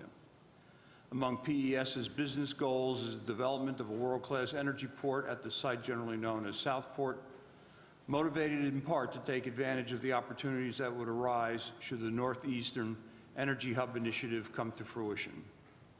I'm also chairman of the Greater Philadelphia Energy Action Team, a coalition of more than 80 key energy industry executives operating in collaboration under the auspices of the Chamber of Commerce, the CEO Council for Growth, and Select Greater Philadelphia. GPEAT's mission is to prepare the commercial, economic, and political foundation that will stimulate development of a major new project to bring dry Marcellus shale gas to the city in a pipe or series of pipes adequately sized to meet both present and future industrial needs. My testimony today, particularly as it relates to the future business activities anticipated at Philadelphia Energy Solutions, will be circumscribed by the so-called quiet period restrictions that are imposed on the company by the Securities and Exchange Commission pursuant to the process currently underway as we take the company public. A Northeastern energy hub. Why Philadelphia? Philadelphia Energy Solutions is presently 2.5 years old, and the Greater Philadelphia Energy Action Team is just a bit younger. During this time, I have been struck by just how enthusiastically many of the energy-centric ideas with which I'm involved have been supported by government at the local, state, and national levels, by many segments of organized labor, and by the regional business community at large. This extraordinarily deep regional support is one of the foundational pillars on which the prospective creation of an energy hub rests. I frequently and passionately advocate for the development of Philadelphia's energy infrastructure to take advantage of the proximity of Pennsylvania's abundant Marcellus shale natural gas reserves. I will do so again today because it is a matter of importance and it is a matter of urgency. Why is this important? Locating a regional energy hub in Philadelphia is important because that would create an opportunity to redevelop a meaningful manufacturing base in the Philadelphia economy for the first time in decades. And creation of a manufacturing base is important because the economic malaise that afflicts Philadelphia casts a deep shadow over all the amazingly unique and sensational attributes that Philadelphia has to offer. The economic stimulation that follows a manufacturing rebirth is truly transformational. Manufacturing creates an extraordinary variety of jobs, jobs that have rich content, jobs that pay very well, and jobs that last for years and years. Manufacturing creates jobs that support strong family lifestyles. Robust manufacturing is truly the backbone of a thriving middle class. And keep in mind that modern manufacturing is far different from the factories of a century ago that left some appalling environmental scars. Modern manufacturing is done by responsible businesses that invest enormous amounts of capital and commit themselves to operating in community-responsible ways. And why is this urgent? The opportunity to create an energy hub in Philadelphia exists because the natural gas reserve life in the Marcellus is measured in centuries, not years. The value of that gas will remain trapped in the shale unless and until new consumers compel additional production. And major new consumers cannot come to fruition unless the resource comes to where it is needed. The economic drivers to take advantage of the abundance of Marcellus gas are so strong that there are many smart and well-capitalized companies throughout the country working on figuring out how to take advantage. There is a proverbial window of opportunity to make that location Philadelphia, but make no mistake, competition from gas-short regions in New England, from chemical production centers like Houston, and from industrial centers in Ohio and export centers in Maryland are causing that window to close. It is a race. Let's win it for the home team. I applaud the continued interest that City Council has shown with regard to developing the energy base in Philadelphia and acknowledge your essential role in ensuring that the interests of the city, broadly considered, are carefully weighed. Carefully, but with an eye on that closing window of opportunity. The potential to have Philadelphia serve as the natural gas energy hub for the northeastern portion of the country rests on three critical elements. One, Philadelphia's close proximity to the reserves of Marcellus gas that can be easily valorized by creation of new demand. Two, the already highly developed regional infrastructure to support a manufacturing-based economy, including a strong base of energy and chemical companies such as Philadelphia Energy Solutions, Monroe Energy, PBF Energy, Braskem, Honeywell, Sunoco Logistics, PECO, and many others. Access to the sea and the rich export markets that gives access to, phenomenal rail infrastructure, proximity to the greatest consumer market in the world, industrial building sites well suited to manufacturing, and a regional history steeped in manufacturing culture, including human resources, having all the necessary job and professional skills. And three, the political will to make it happen. At least that's the state of affairs that we would like to be true, but worry that maybe it isn't. As this council well knows, the recent track record regarding the attempt to privatize Philadelphia Gas Works has cast doubt on the ability to get a major deal done.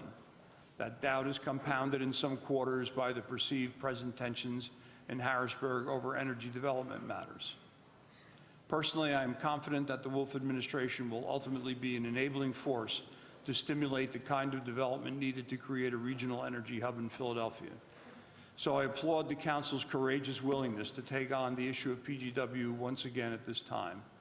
It is no exaggeration to say that the eyes of the business community are watching keenly and hopefully. Why is an energy hub important to Philadelphia Energy Solutions? Once Marcellus gas is abundantly available in the greater Philadelphia region, industries that depend on natural gas, either for its energy content or for its utility as a chemical feedstock, will take root and grow, creating an intense level of new economic activity that will benefit PES as well as the rest of the region. But on a more particular basis, PES has identified several high-quality projects that can add great economic value to natural gas. First, the steam system at our refineries is costly to maintain and requires considerable redundancy to ensure that the refineries' steam demands are continuously met. It would be beneficial to replace the old-fired boilers with state-of-the-art combined heat and power generation equipment. That would be a large-scale project, 120 megawatts if just our own needs are met, larger if we add some merchant power capability to serve neighboring industries. Next, the methane could be converted to hydrogen, and that hydrogen used to materially upgrade the quality, marketability, and profitability of some of our products. The steam methane reformer and the hydrocracker projects would be world scale in scope. Once we have the capability to generate Marcellus gas-based hydrogen, we could convert the hydrogen to agricultural chemical products, such as anhydrous ammonia, urea, ammonium nitrate, and granular urea. The hydrogen could also be converted to methanol, and the methanol sold as a merchant product or further converted to forms of synthetic transportation fuels. This substantial increase in PES's productive capabilities ties in directly with our interest in creating a world-scale energy port at the Southport property managed by the Philadelphia Regional Port Authority. This site, up to 273 acres in size, depending on parcel division, would be a material asset to PAS as a place where petroleum could be received by ship or moved to export markets by ship. The property is just a few miles from the PES refinery complex and is easily connected by pipelines that would run through industrial property. The highly refined products that would be made possible by the hydrogen production noted a few moments ago would fetch a premium in European markets, so it becomes a great export addition. Granular urea is a dry bulk commodity that is shipped to markets around the world, expanding export capabilities for value-added product, not just for raw materials. And of course, once there is abundant natural gas availability in Philadelphia, a vigorous LNG business can be conceived. And LNG businesses are natural to be located at an energy port. Large-scale LNG exports are not very practical from Philadelphia for a variety of reasons, including the fact that the deepened river will not be deep enough, nor the bridges high enough to allow passage of international class LNG ships. Nevertheless, there can be a coastal trade in LNG supplying the short New England market.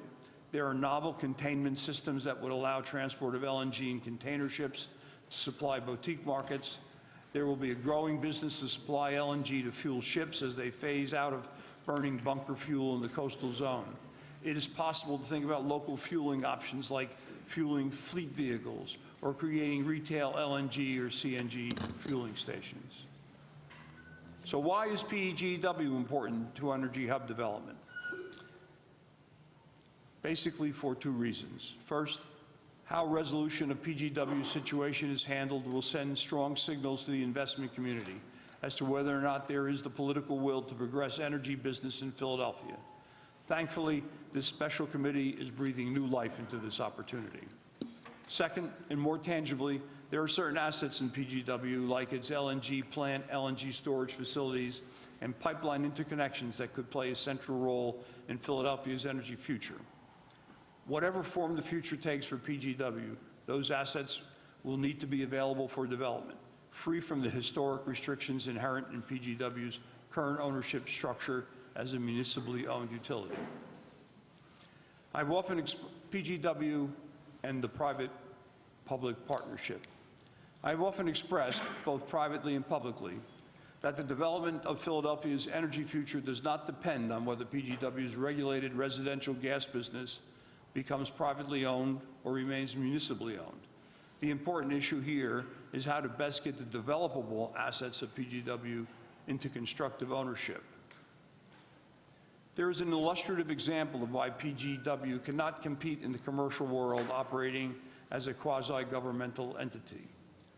2 years ago, as PES began to develop our North Yard rail terminal, it looked like we would need a 20-foot right-of-way along a PGW fence line in order to run a large-diameter crude oil pipeline.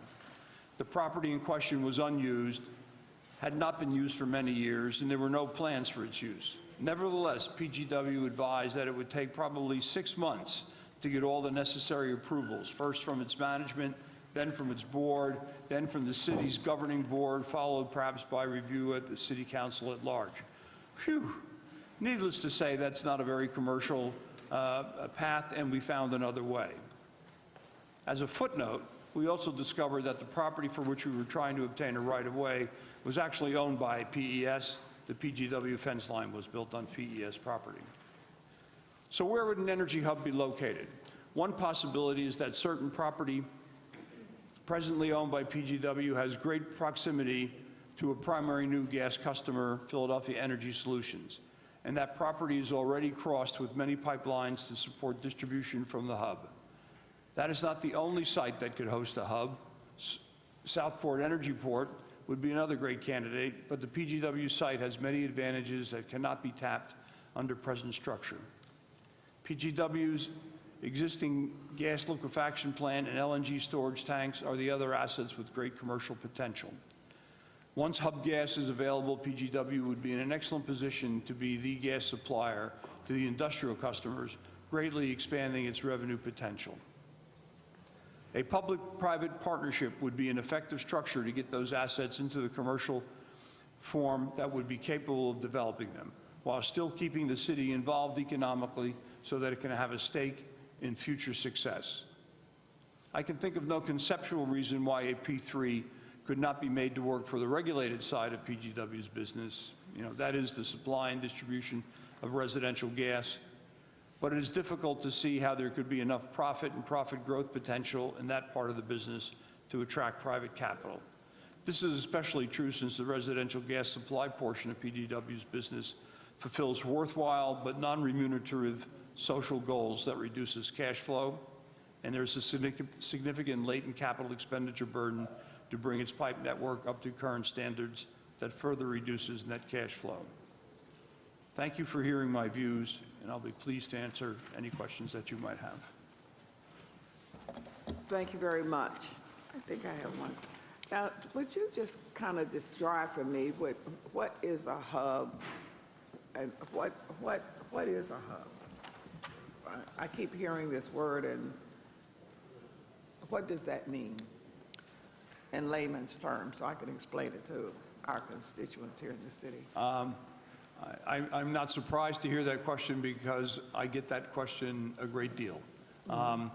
So by an energy hub, what we're really talking about as a place where very large supplies of Marcellus gas are brought down and then redistributed from that hub. So it is as if it were the hub on a wheel, and it had a single feeder coming in from the Marcellus, and then many outlets going to serve industries that will develop different companies and those businesses. So it's in that sense that it's a place to aggregate and then redistribute that it becomes a hub.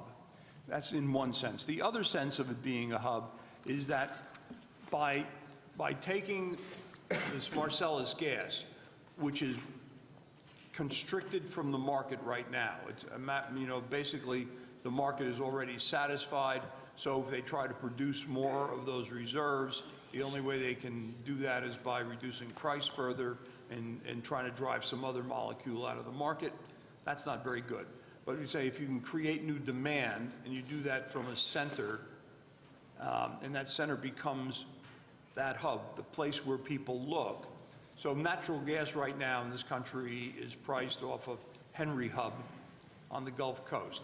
And so we're using this term hub to really kind of hark back to that Henry Hub place, because we think this could become the pricing point for natural gas along the eastern portion of the country, rather than looking at Henry Hub and the translocational differences in those prices. You have it priced right here, and this becomes the place from which energy is priced and then redistributed.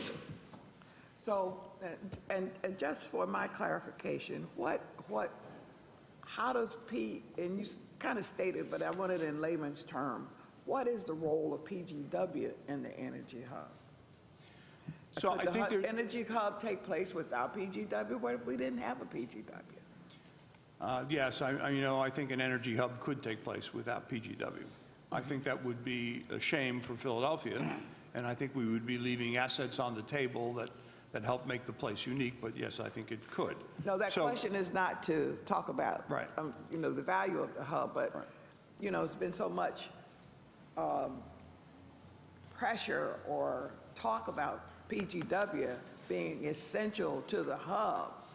And my question is, if we didn't have PGW, could you still have the hub given all the other entities that are involved? And what you need is the pipeline, right? Yeah, absolutely, you need the pipeline. So that's number one, you need a pipeline. Number two, you need a terminal point for that pipeline. And in fact, that terminal point, because the scale is going to be so large, that terminal point is going to have to be new. So whether that's new built in PGW or new built in some other entity, it could be either. And then you're going to have to redistribute out, because that's the final function of a hub is to act as a redistributor. And that's a place where PGW has a very unique standing to be able to participate. It already owns and controls and operates a very impressive redistribution network. And so it's more effective if you have PGW involved in that portion of the business. Secondly, a lot of the activity that would benefit from it is LNG and LNG-based businesses. And since PGW already has a substantial head start in those businesses, it's a great way to be able to get in without having all that kind of new capital. You'd have assets in place. And then I think the third thing that's important for this committee to feel is that if this all becomes successful, if there is an energy hub here and it really does stimulate the kind of manufacturing rebirth, and now you have all this industrial demand, who's in a better position to be the supplier of that industrial gas than PGW? And now you've taken the kind of revenue stream of old PGW and you've moved it substantially up to a higher platform. Okay. So during our discussion of the possible sale of PGW,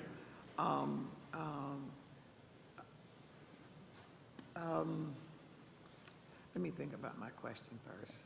I gotta think about this question. Go ahead. Councilman Heenan. Thank you, Madam Chair. And Mr. Rinaldi, thank you for coming in as always. You've been here many a times. And, you know, I have several questions, and it's always good to ask them again, even though they're answered in your testimony. No, but it was interesting you talked about the Energy Hub as being a distribution point. And we heard from Craig White earlier with PGW talking about, you know, we receive 40% of its, if it's, and correct me if I'm wrong, LNG from, or it's natural gas at Shell, from Shell. I believe he said he gets 45% of the natural gas coming from western Pennsylvania and 55% from the Gulf Coast. Coming from the Gulf Coast, all right? If we were a distribution point, why would would we still need to go elsewhere to bring natural gas into the city of Philadelphia and in this region? So it would be Phil Rinaldi's personal hope that, you know, you bring in Marcellus gas and back out Gulf Coast gas. Correct. And keep the revenue and keep the dollars here in the state. It doesn't seem very complicated. I mean, there are other complicated things that, you know, that we need to discuss, like whether we should have P3s or P3s open up to other opportunities and things like that. But to me, it seems very simple. Right? Let's liquefy, let's expand the pipe, and let's distribute from here, as opposed to, I mean, there must be a tremendous amount of cost involved with you know, receiving natural gas, 45% of what we need, and then it being diverted to Texas only to come back to the city of Philadelphia in the region for distribution. I mean, that has to be a tremendous amount of transportation costs. There's certainly tremendous amounts of transportation costs, you know, on the big interstate pipeline that you have to pay. You know, you're running an extra 1,000 miles or 1,500 miles, but the more cross-sticking point is that you're not taking the molecules out of the ground here in state. And, you know, and Governor Wolf is very committed to creating an extraction tax of some sort. Well, isn't it better to be increasing the volume of the things in which you can levy a tax against? It helps keep the rate of the tax down while expanding the dollar volume of that gas. Seems really simple arithmetic to me. And it does, and I'm glad we're talking about this in its simplistic form possible. All right, let's keep our local resources and revenues here and put it back into the communities where we live when we have budget shortfalls, not only over, you know, throughout the Commonwealth, but right here in Philadelphia. I mean, the superintendent, you know, just asked the mayor and city council for another $110 million for our schools. All right, if we could defray some of those costs or have some sort of arrangement with the Commonwealth, which I believe, you know, Governor Wolf is looking to do, maybe we can receive more resources for basic education for the city of Philadelphia and create jobs. And I would imagine that by having a pipeline, a bigger pipeline to transport molecules here to distribute, right, will create and spur economic development and create hundreds, if not hundreds upon hundreds of new jobs, which will be going right back to our communities. The economic impact is really quite substantial.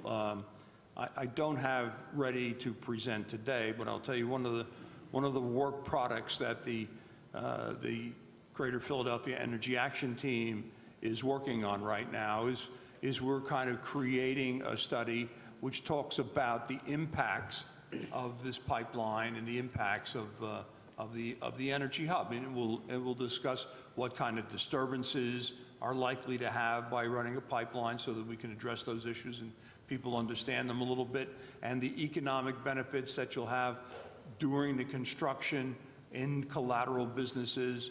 You know, part of the issue becomes one of how do you deal with the economic consequences. People in the Marcellus in northeastern Pennsylvania, where most of the dry gas is, they kind of get it, you know. If they can get new markets and a new opportunity, that means more drilling, more production, more business. They get it. I think here in Philadelphia, business community certainly gets it. You have that resource to work on. You're building new enterprise. That's creating construction jobs. It's creating permanent jobs. It's creating economic vitality. But then the piece that's in between is not quite so apparent. What about all the good people who live between the place where it's being drilled and the place where it's being used, and they're dealing with that disturbance? So we're trying to create a document which is going to demonstrate, because we believe this is good for the population of the entire state of Pennsylvania. You know, maybe disproportionately beneficial here in Philadelphia, but I think there's a lot of wealth to be spread around. Mr. Rinaldi, you are the chair of the Greater Philadelphia Energy Action Team, and you had just stated that you're performing an impact study on this conversation and possibilities. You just had a summit at the end of last year.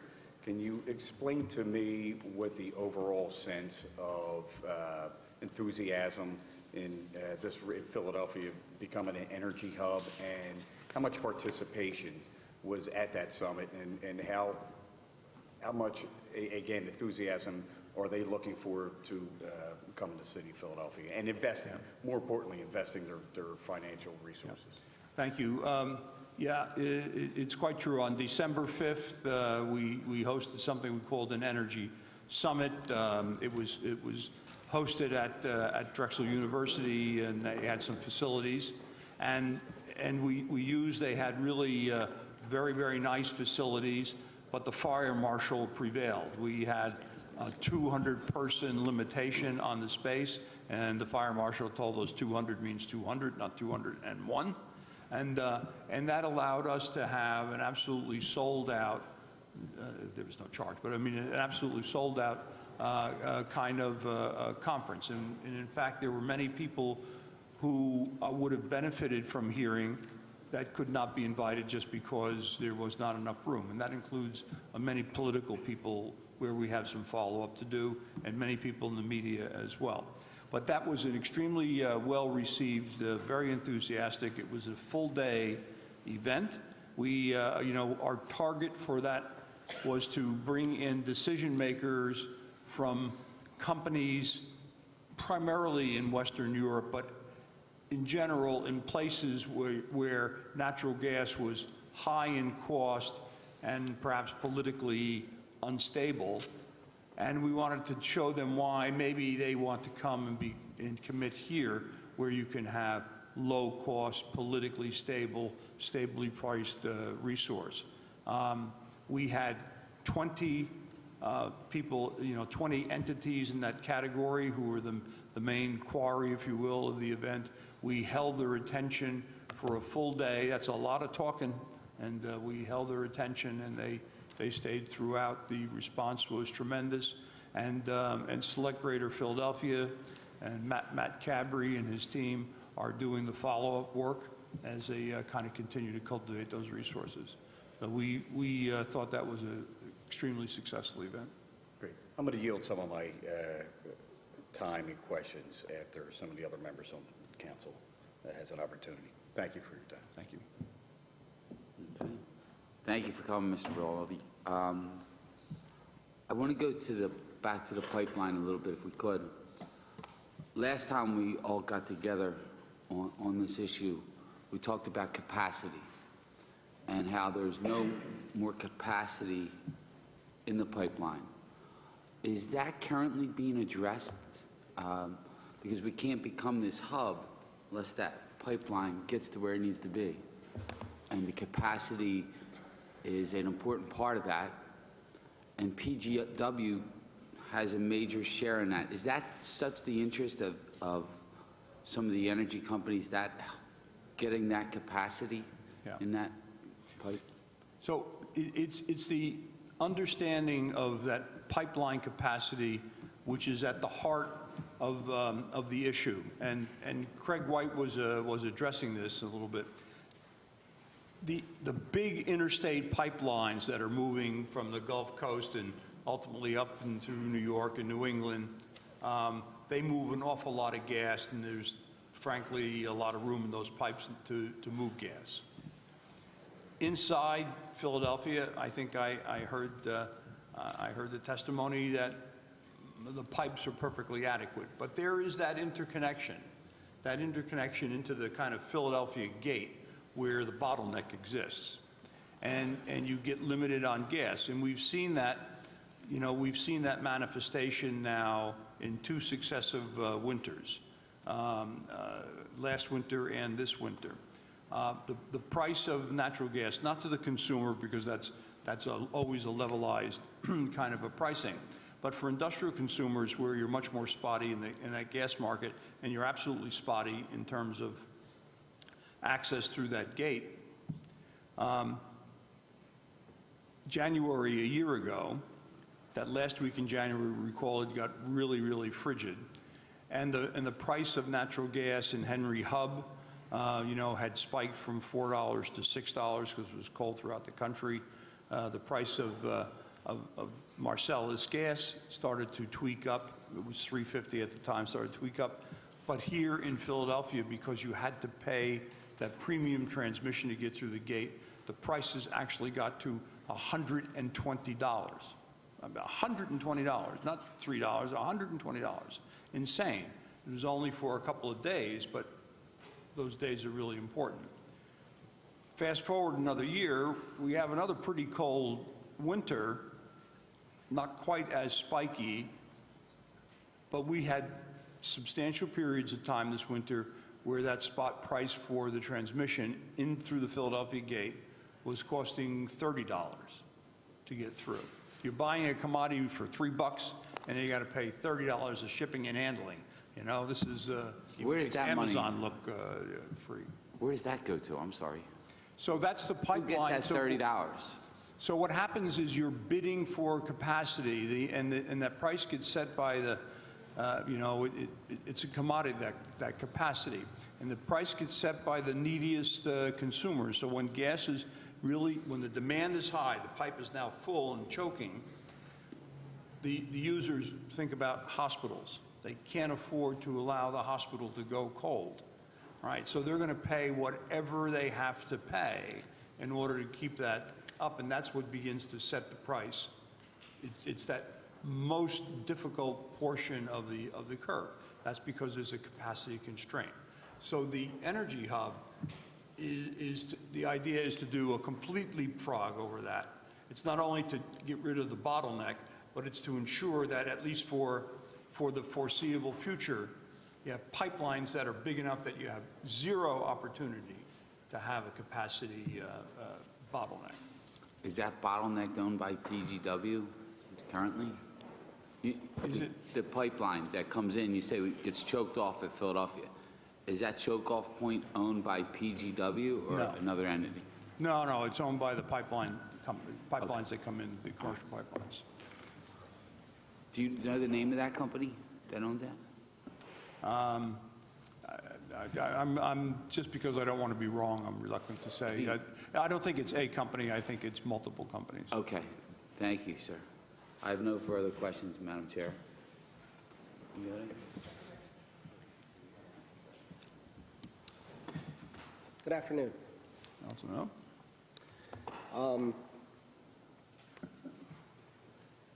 So let me just look at the 3 issues that were discussed. And the first is that you said we are in a race. And that I would like you to just briefly explain to the public, why are we in a race and what's our time period? So the idea of why is there a race? This all starts with the producers of natural gas in the Marcellus region. At the moment, there's insufficient market to take away all of the gas that they can produce from existing drilling, let alone the gas that could be produced from new drilling, which is the lifeblood of that business. And because that's the case, there's a high degree of incentive on the part of incentive for those producers to support a system to deliver more gas when you can offer substantially more market. Once they become satisfied, once that is flowing at some normal kind of rate, all of a sudden they're not particularly incentivized. Now you're just another player in the market. So the opportunity to get the kind of concessions that you need in order to establish a hub disappear. And so where are those other places? What can happen? So what can happen is that in the U.S. Gulf Coast, where frankly the petrochemical industry was born, but then that petrochemical industry, kind of went through it's not down, it's still important, but, definitely a slump because it grew in other areas, in Saudi Arabia, in the Far East, where gas was abundant and the markets were okay. But if you start building more new chemical plants there in Houston, they're going to dry up that capacity of the Marcellus gas. And who else is looking at that kind of gas? The NGLs, which drive the plastics businesses that are trying to come into Western Pennsylvania, Ohio, they do that. Gas to go out in massive LNG exports through Cove Point, are going to put pressure that way. And pipelines just simply to take the resource out of the Marcellus and move it up to be burned in New England are another race. So the idea that this race is really about being the entity that can give to those producers the carrot that they're looking for, and that helps support the development of this hub. Okay, thank you. I'd like to ask you, are you familiar with Cheniere Energy? I know who they are. Okay. And so at the Louisiana Sabine Pass project, they invested $12 billion into the first phase, $12 billion. And I understand that in Freeport, the Freeport LNG export terminal in Texas, it's somewhere around $20 billion at this point in time. And they're coming to Philadelphia. They're coming to Philadelphia because they're interested in Philadelphia as an export location. Blackstone is also a well-known investment company, around $28 billion, I think. Is that correct? Blackstone is very large, sure.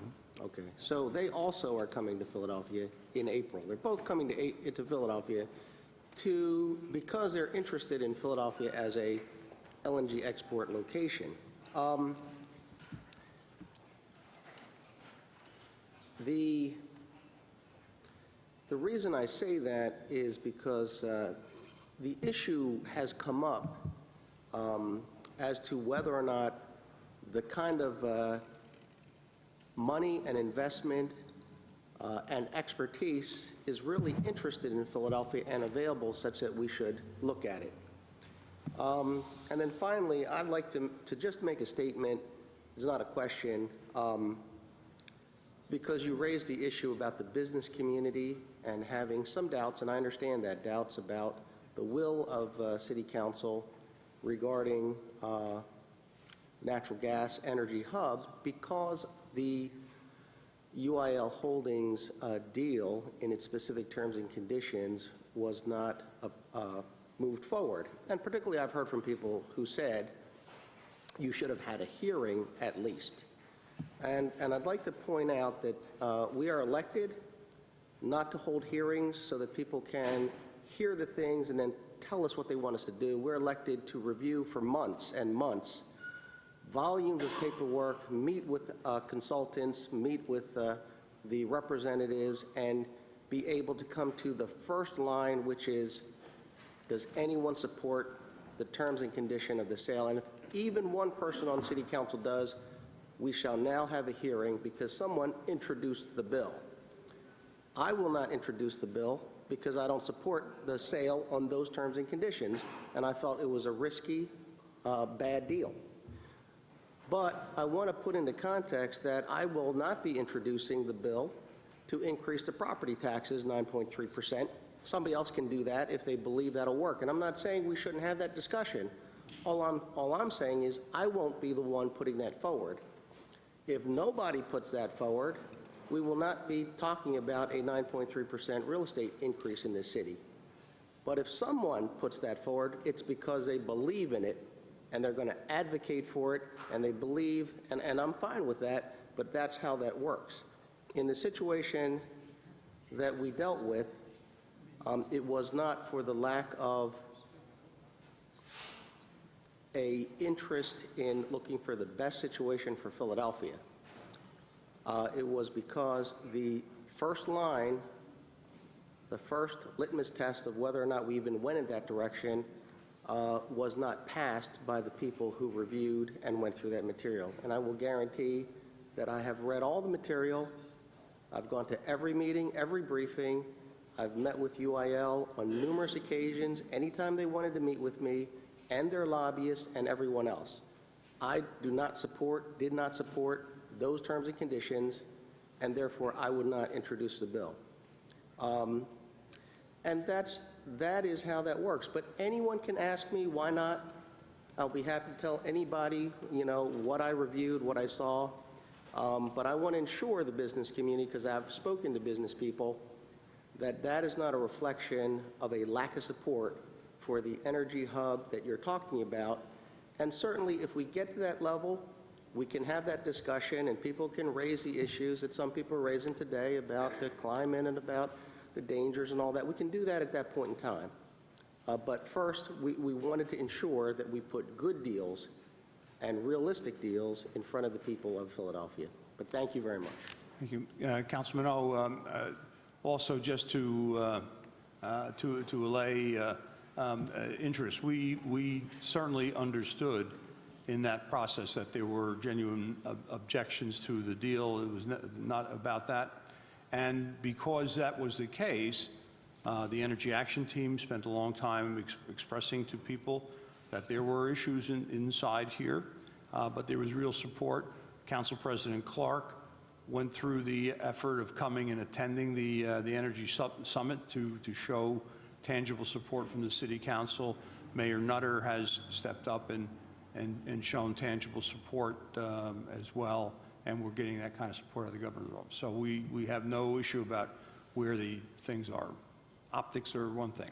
I would like to comment about Cheniere and Blackstone and $12 billion and $20 billion and export LNG business.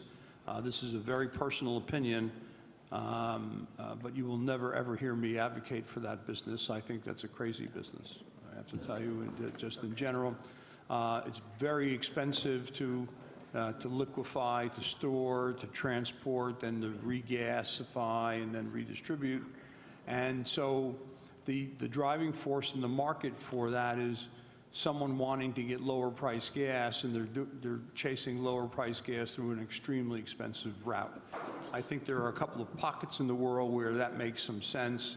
I don't believe for a moment that 15 would work, but from a technical point of view, frankly, I can't see how that works in Philadelphia. 45-foot channel, a world-scale LNG vessel can't go in a 45-foot channel. It needs a deeper channel, and it can't fit underneath the bridges that are here. So I really don't get it unless you're going to take these facilities much further down the river than in Philadelphia. But I can tell you also, for $20 billion, you would have built here many, many factories making all sorts of things out of natural gas that will stimulate much more business well for Philadelphia. I appreciate your opinion, and I think the good thing is we will have the people explain that, and I'm sure we're reaching out to you right now to get your opinion at that time. Thank you. You heard Craig White talk about some of the obstacles that PGW has in terms of probably moving in another direction, regulatory issues. And of course, I think UIL would have had the same problem. What can the business community do to create a political will to lobby for changes in some of the regulations that gives PGW the ability to certainly enter into other markets or things of that nature? That's a terrific question. Certainly we would be supportive of trying to do those things. We think that definitely a PGW that has the ability to act much more commercially is a healthy thing. I don't see any downside to that, and I'm sure the business community would help. I think the chamber has provided some testimony with some very specific, kind of legislative concepts in it, and I think there'd be broad support in the business community. Have you talked to PGW at all about the idea of an energy hub? Yes. You met with did you meet with Craig White? Yeah. So, for full disclosure, Craig is an old friend, and maybe. What about the board? PGW's board? I have not ever addressed the PGW board in any formal capacity. I think I have met the chairman just in a casual setting. So what it would take would be a collaboration, and you're going to have a new administration next year. I don't know who that will be, but certainly that discussion has to take place with not only who will be mayor, but who will be on city council. So it may not take any action right now because you got this change coming up. Probably know in May what's going to happen.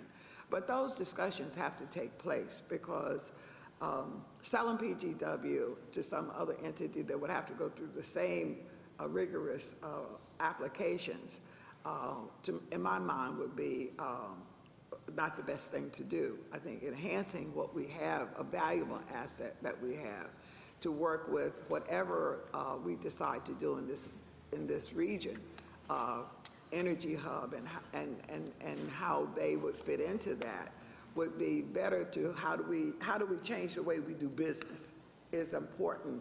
If we're looking towards the future, then we can't have the same rules governing what has governed PGW or the utilities forever.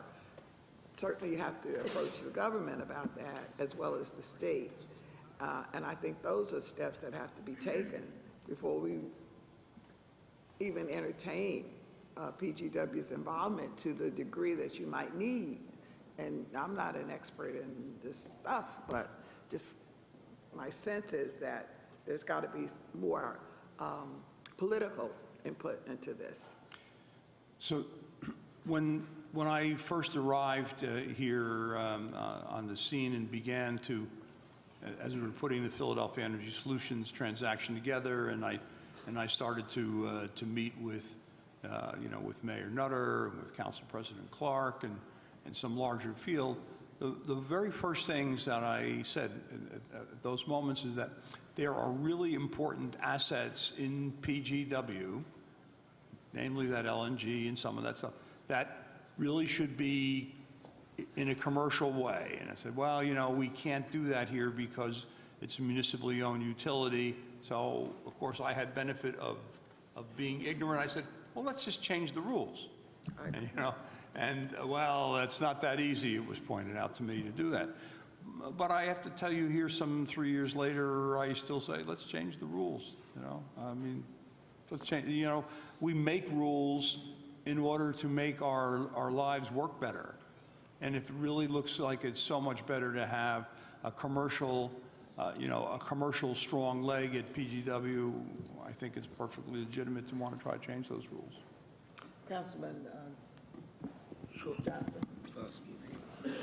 Thank you, Madam Chair.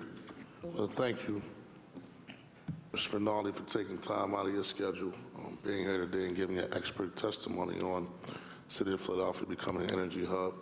I want to also thank you and your staff for keeping open the lines of communication and working with my office to address whatever issues of concerns or misconceptions or even ideas on how we can improve your operations with the local communities that I represent, being that you're a part of the 2nd Councilmanic District. So I do want to thank you publicly for that. And also you and your team stepping up to the plate and working with various elected officials and saving some jobs of some constituents in which I represent out at the former Sunoco refinery. Just 3 things I just wanted to ask. One, under the Energy Action Team, which you chair, if you could just make sure, as y'all create the economic impact study available to myself, being chairman of Public Utilities and Transportation, that would be very helpful as well. 2, will there be, for better or worse, an environmental component that will be a part of that study for the long term, just to take a look at anything that we may want to look at in terms of improving, enhancing, paying attention to as we grow toward becoming an environmental hub in the city of Philadelphia, something to take consideration of, because obviously I will have constituents who will, I like to separate fact from fiction, and obviously, even based upon my resolution yesterday, I'm always looking at our relationship with CSX, because that's pretty much where the entity I've held accountable, because that's my primary concern from a public safety standpoint, and I always will be very public on where I stand on issues. But if you could take a look at those 2 impact studies and provide me some information in the near future. And then the last thing, most importantly, is the customer, the consumer. Talk about this energy hub in the future. When you talk about liquid natural gas and Marcellus Shale energy coming to our region, how does that impact the consumer, just from your perspective? Okay, Councilman Johnson, that's a long question. I can assure you this, that that this little book study, whatever it is that we're putting together, is definitely going to touch at a high level, environmental impacts of a pipeline and a hub, and what does it mean? It's not to be confused with a literal environmental impact statement. That's way premature to do. It's not going to have that kind of detail, but from a conceptual level, we're going to have some frank discussion about what happens and what does it look like, and so that you just can see what are the ways, what's the benefit, what's the cost. That's kind of what we're going to do, and certainly those will be made available to everybody that needs to be made available to. On the now I've forgotten that 3rd question. Consumer. And the consumer. So now that's a little difficult. So from the natural gas consumer, I don't know. That's inner workings of PGW, for which I'm really not very privy.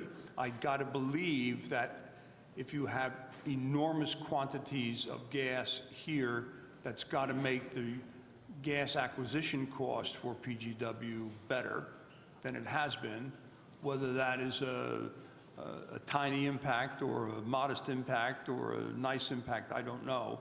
I can't size it up, but you're going to have gas in that kind of quantity around. How that passes through the consumer, I don't know. But the more that you have other people bearing the cost of these distribution networks, and that's what's going to happen in here, because industry is going to support, the kind of cost of these pipelines, because they're going to be the primary user of that amount of gas. I think there's a benefit that happens there. Then secondly, what else happens for the consumer? The whole general economy ought to be able to inflate pretty nicely because of the amount of business activity. I know that's not exactly what you meant by the question, but that consumer, I think, is going to benefit by having more jobs in the neighborhood, more workers working, more people that need to eat pizza and need to get their hair cut and do all of those kind of collateral things. When we talk about the P3, and I know you were very direct regarding the former proposal regarding PGW is in the past and what the city of Philadelphia could have benefited from it. And nevertheless, we as members of council did our due diligence, decided to go in a different direction, but decided to move forward, at least with a discussion on where do we go in the future in terms of still evaluating our options with PGW. Just be clear from your perspective what a P3 looks like. Two, I'm also, and I don't know if you will be the individual who will actually answer this question, I'm also concerned about how we, if we talk about Energy Hub, we include minority participation in terms of companies who also have an opportunity to participate in this dialogue in terms of manufacturing jobs, building the pipeline. I know PES has a program of young people, correct, where they're learning the industry from an engineering standpoint, specifically urban school. I want to point that out to be quite clear, because oftentimes that's not put out there on the table about African-American young children or minorities just in general from the inner city learning a particular trade where they'll be able to raise themselves up out of poverty by having a good paying, more than good paying job and so forth. And so can you just elaborate from the P3 standpoint? You may be able to touch on the minority participation component or not, but those are some things that have been on my mind, not even on this discussion, but even during the last evaluation of the PGW proposal, but it wasn't always put out there, to be quite frank with you, only with from certain individuals. I think one of the... And one other last thing, the other proposal that talked about PGW had a significant dollar amount attached to it. I think it was like 1 point something billion, if I'm correct. Do you lose money when you, well, I'm not going to say lose money. Give me your idea, projected, or what a hypothetical P3 revenue generating proposal looks like from that aspect, as opposed to just getting one major sum by selling off an asset. Okay. Yeah, no, your question is clear. How I'm going to answer it is less clear. So first of all, the P3. I think Craig White really alluded to the issue. While it's a little bit difficult to talk about what is an energy hub, it's even more difficult to say what is a P3, because I don't think there is one thing that's a P3. I think that's the beauty of it. It's a public-private partnership, and I think virtually everyone is different. There's not a cookie cutter. You don't go in and just adopt the P3 mold. It's the private guy and the public guy sitting and negotiating what's right for them in that circumstance. And and Councilman Johnson and I got to think that kind of minority participation in the business, in the construction of the business, in the operation of the business is certainly an extremely legitimate thing to discuss as one forms a P3. I know of no reason why there should be an impediment. Again, I think a P3 is an entirely voluntary structure, so you make it out of it what you can. One of the benefits for the city of that kind of thing, I live in a world of mergers and acquisitions, and we have a slightly rude saying sometimes for a kind of thing. We talk about, let's see here, how am I going to make this sound right? Idiot insurance or something like that. So sometimes when you're dealing with someone who's selling a property and they're really not quite sure of the value, you arrange to have a kind of a continuing economic interest. And this helps prevent for the seller having that they wake up and say, oh my God, look what the buyer did. He made $18 billion out of it, and I walked away with nothing. So they have some continuing interest and that kind of helps align the interests of the parties at the table. My PES transaction has a very large component of that. Sunoco was given a large retained interest in here, so they never had to confront, what maybe an economic value was at the moment of the transaction. They're getting to harvest that value at a much better point in time. And I think that's one of the things that that becomes an advantage if you do a public-private partnership, you know, is you kind of get out of part of the business, you capitalize, you valorize part of the business, but you retain an interest, so you have some kind of ongoing participation. I think that's a beneficial thing, but I don't think it's the only way to do it, and I don't think it's, you know, necessary. Did you call it idiot insurance? Well, when we're not on the microphone, I'll tell you the real word, but it starts with an S and it's got a Yiddish component. Thank you very much. Mr. Rinaldi, in your testimony, you talked about the city, under the Natural Gas Act, it authorizes the city to form a municipal authority to provide natural gas supply and/or distribution services. You also spoke about the potentiality of transferring PGW's assets or operations to that authority. Transfer is a broad term, especially if you're talking about transferring assets. Would the new municipal authority have to issue revenue bonds in order to pay off PGW's existing debt at the time of transfer? If so, would it pay any different interest rate than PGW does as a tax-exempt municipal entity?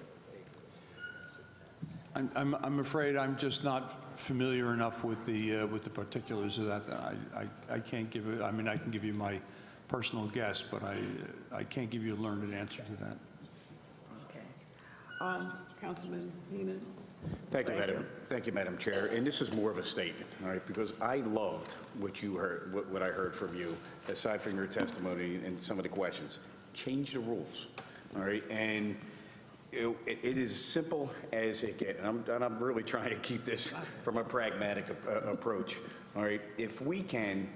If there's rules that need to be changed, we change the rules around here all the time. We change the charter all the time. And sometimes it sets us back, right? We go backwards, all right? We need to see and know what the big vision is. When we can change the rules to put people back to work, to create more PGW jobs, to create new jobs and new opportunities for smaller contractors or folks who need a second chance, to create jobs from our public schools to work, you know, kind of programs. We have the chance right here to change the rules so we can be responsible, you know, with our environment, and we can change the rules, all right, so we can generate new revenue opportunities to deal with our unfunded liability in our pension system and our underfunded schools. So I am in full support of your knowledge and everyone else's here who has prospect opportunities and creative and innovative ideas to generate revenue and put Philadelphians back to work, all right, so we can go forward instead of backwards. So sometimes changing the rules is just that simple. Thank you. It's not Councilman simple, Heenan, but- I want to point out, though, there is one thing that the city is not changing. There's 3 light bulbs up here. The same 3 were out last time I was here. We see them every Thursday. Well, I got out of the electrical business, so that will not be me. I think that it's not a simple effort, but it could and should probably have the discussion about how it all works. Because not only do we need a permission from the state, we also have to go to the feds. So what I would have liked to have seen was the dialogue about how we do this, rather than let's just sell it. So, because we have a very valuable asset here. Yes, you And do. so why give it away? And then next week you see that it's going off to Spain someplace. So we're all open to a discussion, so please don't misunderstand me about what we can do to move and be progressive and move into the next level. So that's what I want to say about trying to create an energy hub. And if PGW is to be a part of that discussion, I think that not only the council, the mayor, and the board of PGW have to all be a part of that discussion so that we come out with one, maybe one recommendation for how we move forward. So, so I hope that you will appreciate our actions here in terms of having that discussion, which I believe personally should have taken place before we moved to sell a valuable asset like that. I absolutely do, Madam Chair. I meant what I said in my prepared testimony. I applaud this committee for taking on this issue right now, and I think it's timely, and I think it's important, and you know, and we want to be able to help with that. Councilman, do you have a question? No, thank you very much for your time. Any other questions? Thank you very much. We appreciate it. I'm sure we'll be seeing you again as we move forward. Or backwards or whatever. We have our mayor of Allentown who's here, and knowing his schedule, we'd like to call him up. And then the next person will be Mr. Douglas Wheeler. Where is he? Okay. All right, after the mayor. And then we have 4 other that are on the schedule now. There may be other people who want to testify. Good afternoon, Mr. Mayor. Good afternoon, Councilwoman. Thank you for allowing me to come and speak to you this afternoon. I appreciate it. Thank you. Would you identify yourself for the record, please? And you can Mayor Ed proceed. Pawlowski of the City of Allentown. Okay, would you like to proceed with just talking about how you and your city? Sure. What I wanted to really do today is give you sort of an overview of what we were able to accomplish in Allentown. Allentown, just to give you a sense, we're the 3rd largest city in the state. We had the same problems, just on a smaller scale, that you're grappling with here. We have a pension problem that was really overshadowing everything else in the city's finances and eating up the vast majority of our general fund revenue on a yearly basis. And we had a crisis. And when you look at the crisis that we had, we were trying to address significant legacy costs. We had long-term labor contracts when I first came in to the mayor's office. We had crippling pension costs due to early retirement. 2/3 of my entire police force retired the day that I stepped into office. Over 50% of my fire department retired. Many of them retired at about 35 to 40 years of age, getting anywhere from $90,000 to $100,000 for the rest of their life, with full health care benefits and the ability to pass it on to their surviving spouse. Needless to say, that shot up our pension costs dramatically. We went from a fund that was about 90% funded to a fund that was about 45% funded in a very short period of time. You combine that with the recession that hit us all in 2008, increased health care costs, decreasing revenues, a stock market plunge that resulted in less revenues, and you had a very difficult scenario regarding our pensions, just like you have here in Philadelphia.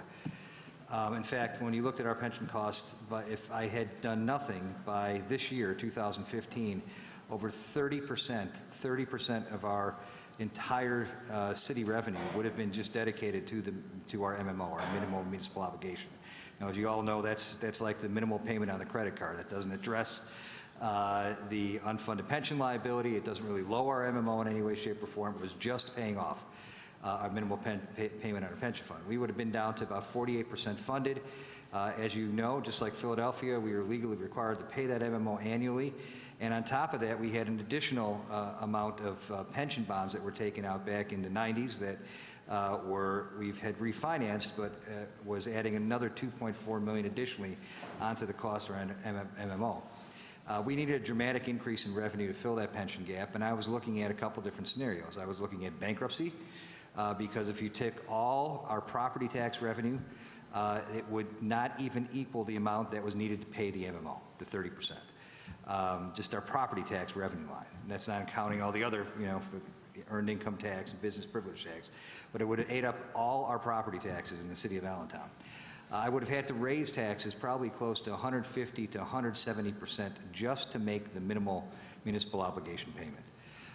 That would have driven pretty much every business and every homeowner, middle-class homeowner, out of the city of Allentown, and would have put us on a downward economic spiral that I don't think we would have been able to come out of. So we needed to look for other options. And we needed to close that pension gap, and we approached it really in 2 ways. First, I had to stop the hemorrhaging that was happening with our funds. And so we did that by renegotiating our major components in the fire and police contract, which was successfully completed. So things that were causing us, we had strange provisions in our collective bargaining agreements, like, any 30-day period, they can use 100% of their overtime, and it would go into the basis of their pension. So you had folks, and of course the most senior folks got first crack at the overtime, so you had folks that were working, like dogs for 30 days, and obviously they'd shoot up their pension costs dramatically, and retire with astronomical pension benefits. In fact, the majority, as I said, were retiring anywhere between $80,000 to $120,000 a year in pensions, and at the age of about anywhere from 35 to 42 years of age. Now, I used to tell my folks that that's even better than winning the Pennsylvania Win for Life lottery, because you only get $50,000 a year for that. We were giving out close to $100,000 a year to our retired fire and police, and it was just unsustainable. So we successfully negotiated those aspects out of the contract, and we stopped the hemorrhaging. But then we had to address the tumor, and we were in the same position that you are. How do we lower this unfunded pension liability? How do we, get at that huge number to really lower our MMO on a yearly basis, and thus put more money back into the general fund? And so we looked at a number of different scenarios. We looked at raising property taxes, which I said was significant for us, and would have been close to anywhere between 100 to 170% to basically pay for that MMO. Issuing more pension bonds, which was not the best scenario by any stretch of the imagination, because we were just exchanging one debt for another debt. Leasing our parking, leasing assets like our golf course, or leasing out our water and sewer utilities. And so we actually ended up looking at each of these options and determined that the best course of action for us was to try to monetize our assets. Now, we were in the same position that you folks were. We looked at the asset that we had, and it was a significant asset. It was generating a significant amount of revenue because we had the water and sewer infrastructure for the entire region in the Lehigh Valley, which is about 1 million folks, and we were generating some significant income, but because of the way that the state law was structured, we couldn't use any of that revenue to affect the one thing that was killing us, which was our pension costs. That's what was eating up most of that money in the general fund, but according to state law, we could not utilize those dollars to address that particular issue. So we looked at ways to do this, and we determined that the best way to structure this was a monetization of the asset. And we came to the same conclusion that you did. You were just talking about it, and the last gentleman that was giving testimony, that we didn't really want to sell the asset. I'm not a believer in just selling off city assets when we don't have to.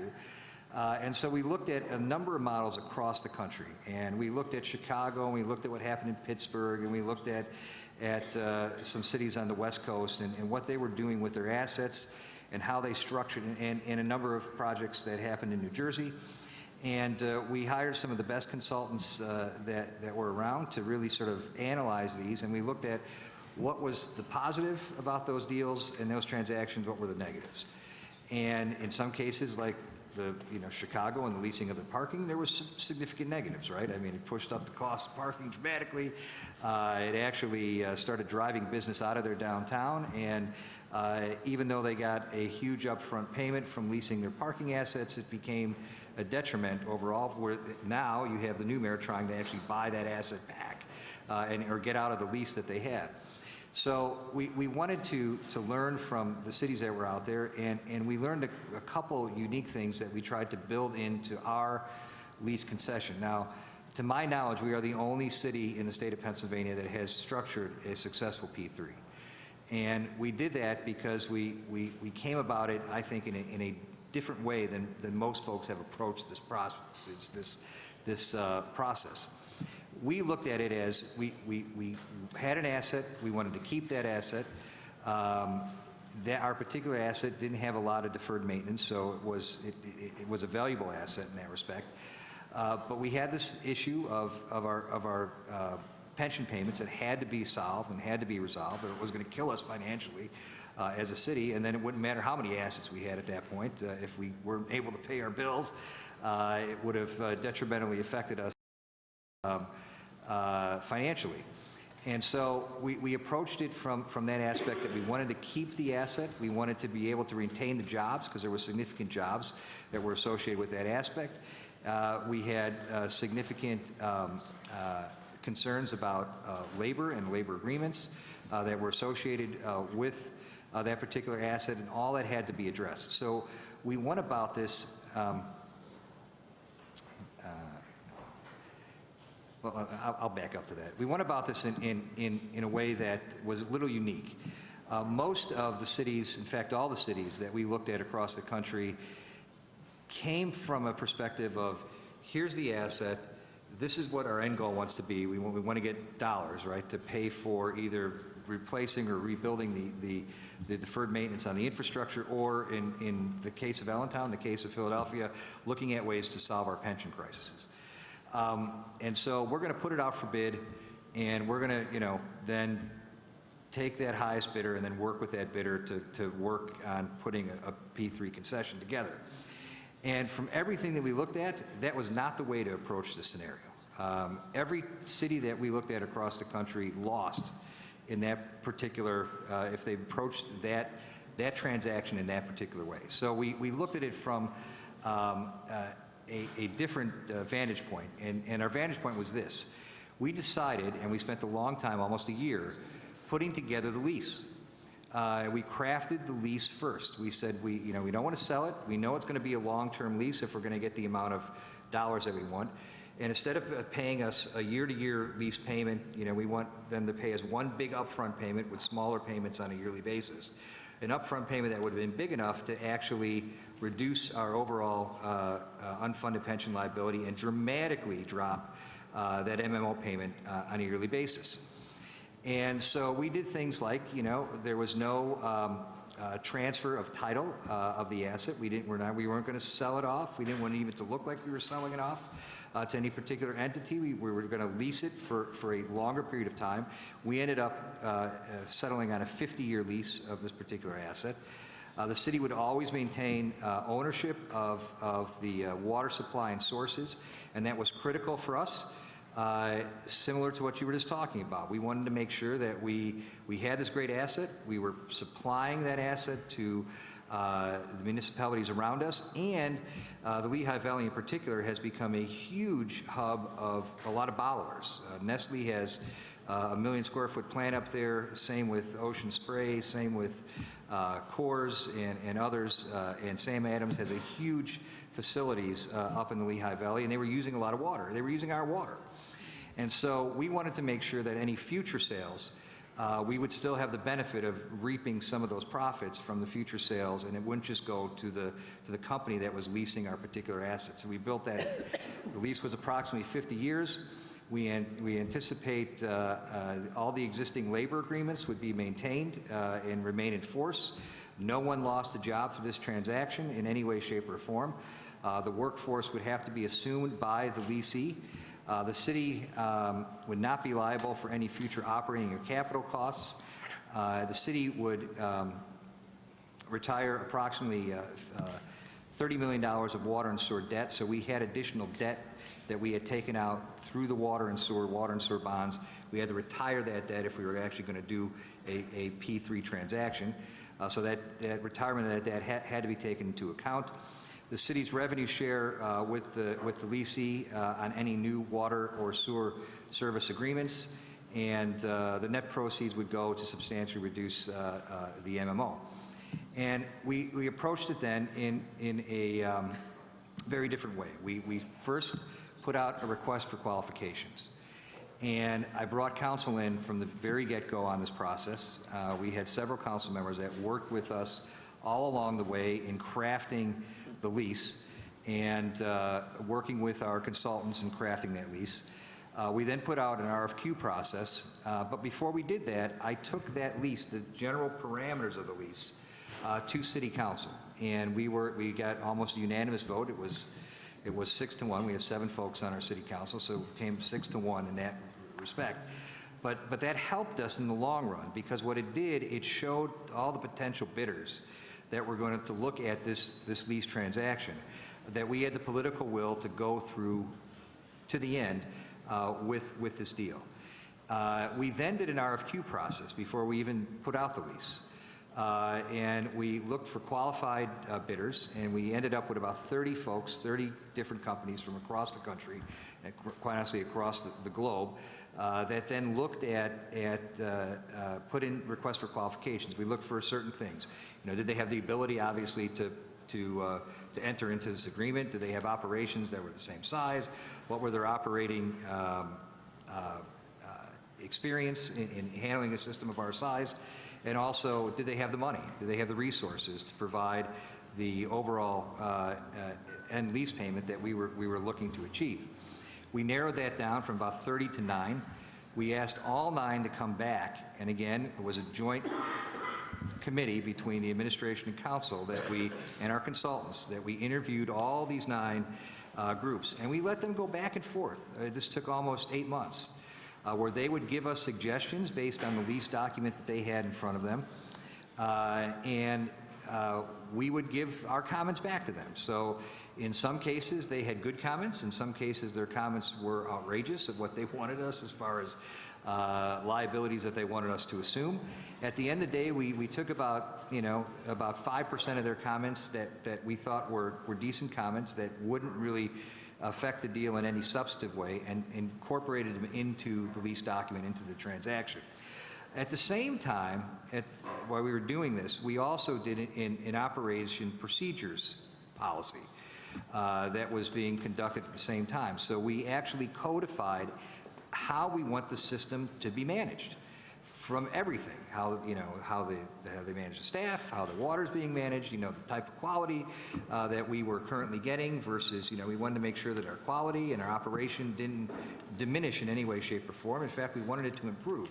So we put forth a manual, a document, an operations document that was an attachment, if you will, to the lease document itself, so that the potential bidder knew exactly what we expected.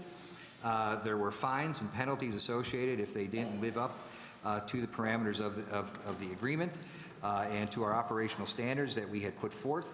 And all that was outlined, so there was no surprises to the potential bidder of what they were going to expect once this arrangement was put forth. We put it out for bid after we had brought it to City Council and gotten their approval of the general parameters of that contract. We then put it out for bid, and I had no idea if anyone was going to bid. I mean, we had a lot of requirements in there, right? We had requirement they had to assume our whole workforce. They had a requirement they had to assume our collective bargaining agreements. We had PLA requirements put on for any major projects that were over a certain amount of dollar range, major construction projects associated, as we had in the past with the city. So I had no clue who was going to bid on this particular asset. I did know it was worth a specific amount based on all the consultation I received from our consultants, and the fact that I looked at other types of deals of this size and magnitude across the country. I knew that there was worth built up in the transaction, but based on the parameters that we had outlined in the contract, I wasn't sure who was going to bid. Long and behold, out of those 9, we actually had 5 companies that bid, 4 national companies, and 1 was the county. Now, before I became mayor, I actually was the director of community economic development for the city for several years, and I remember meeting with the county over a decade ago, and they wanted to regionalize our water and sewer operation, and at that point they wanted to give us about $10 million for the system. I said, well, guys, I'm Polish. That doesn't make me dumb. I know it's worth more than $10 million. It turned out to be worth a lot more than $10 million. At the end of the day, we had a process that was put into place that we went through this RFQ process. We went through the lease process. We accepted their comments. We put it out for bid. We got these 5 bidders that bid competitively, and we also had a baffle process also built into the contract that if any of the 2 bidders got within a 10% range, of the bid, they would then go to best and final offer concept, where it would be based primarily just on price, what they were giving, nothing else. because we've already cleared them at this point. They've already been cleared of their capacity to run the operation, and they knew what we were expecting of them. We ended up with a baffle process between American Water and the county, believe it or not. The county bid. And we ended up getting an additional $28 million as a result of that baffle process. The overall bid was $220 million. We were able to pay off all $150 million of our unfunded pension liability. Now, ours is just as significant as yours. Your numbers are, you just have a few more zeros based on, put into your scenario, but you also have a much bigger asset to get a few more zeros. We were able to pay off our unfunded pension liability to the tune of, now we're close to 98% funded. Our MMO went basically down almost 95%. We went from about $22 million a year in our MMO to $2 million. We were able to pick all that money back up into the general fund, and we didn't lose a single job as a result of it, and it's now been a year since that process has taken place. And of course, everyone was claiming that Armageddon was going to befall the city of Allentown. The toilets weren't going to work, and they weren't going to flush, and the water wasn't going to come out of the tap, and none of that has happened. In fact, as consumer satisfaction has been as high as ever. In fact, we won a national award from Bond Buyer magazine for the best deal in the Northeast last year for this particular transaction. And when the reporter from Bond Buyer came by and he said, well, how does the transaction work? I took him to the bathroom in my office, and I said, see, the toilet still flushes. The water still flows. Nothing has changed. What has changed is we have solved our pension problem. We're one of the few municipalities in the state now with an almost fully funded pension. We've dramatically reduced our MMO. That extra amount in our general fund has allowed us to provide more services. As a result of that to our residents, our bond rating went up. We had an unprecedented, we had our first bond review by Standard & Poor's, an unprecedented 3-grade upgrade. We went from B+ to a AA+ by Standard & Poor's. I can't remember the last time I've ever seen a municipality go 3 grades in one review. But we did it in the city of Allentown, and it was a tremendous transaction for us.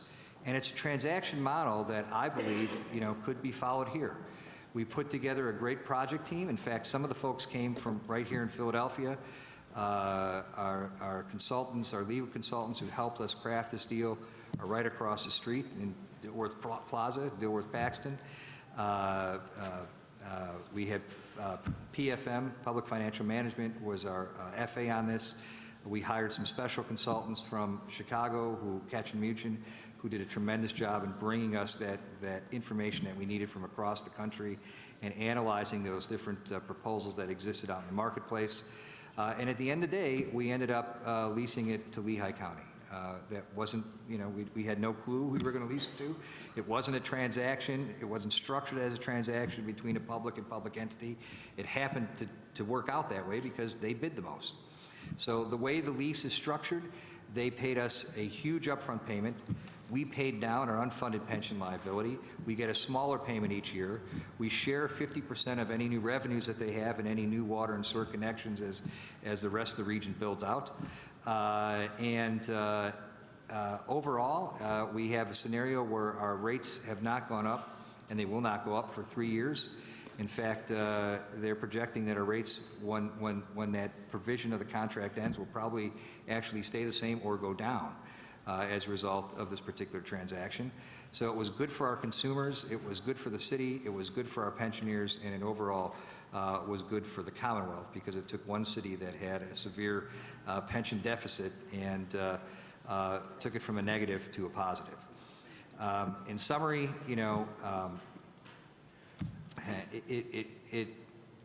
it addressed a huge financial issue that was affecting the city of Allentown. They have public-private sector interest and expertise in managing the water and wastewater systems provided an immediate financial relief and long-term enhancements to the city through ongoing investments in water and sewer infrastructure.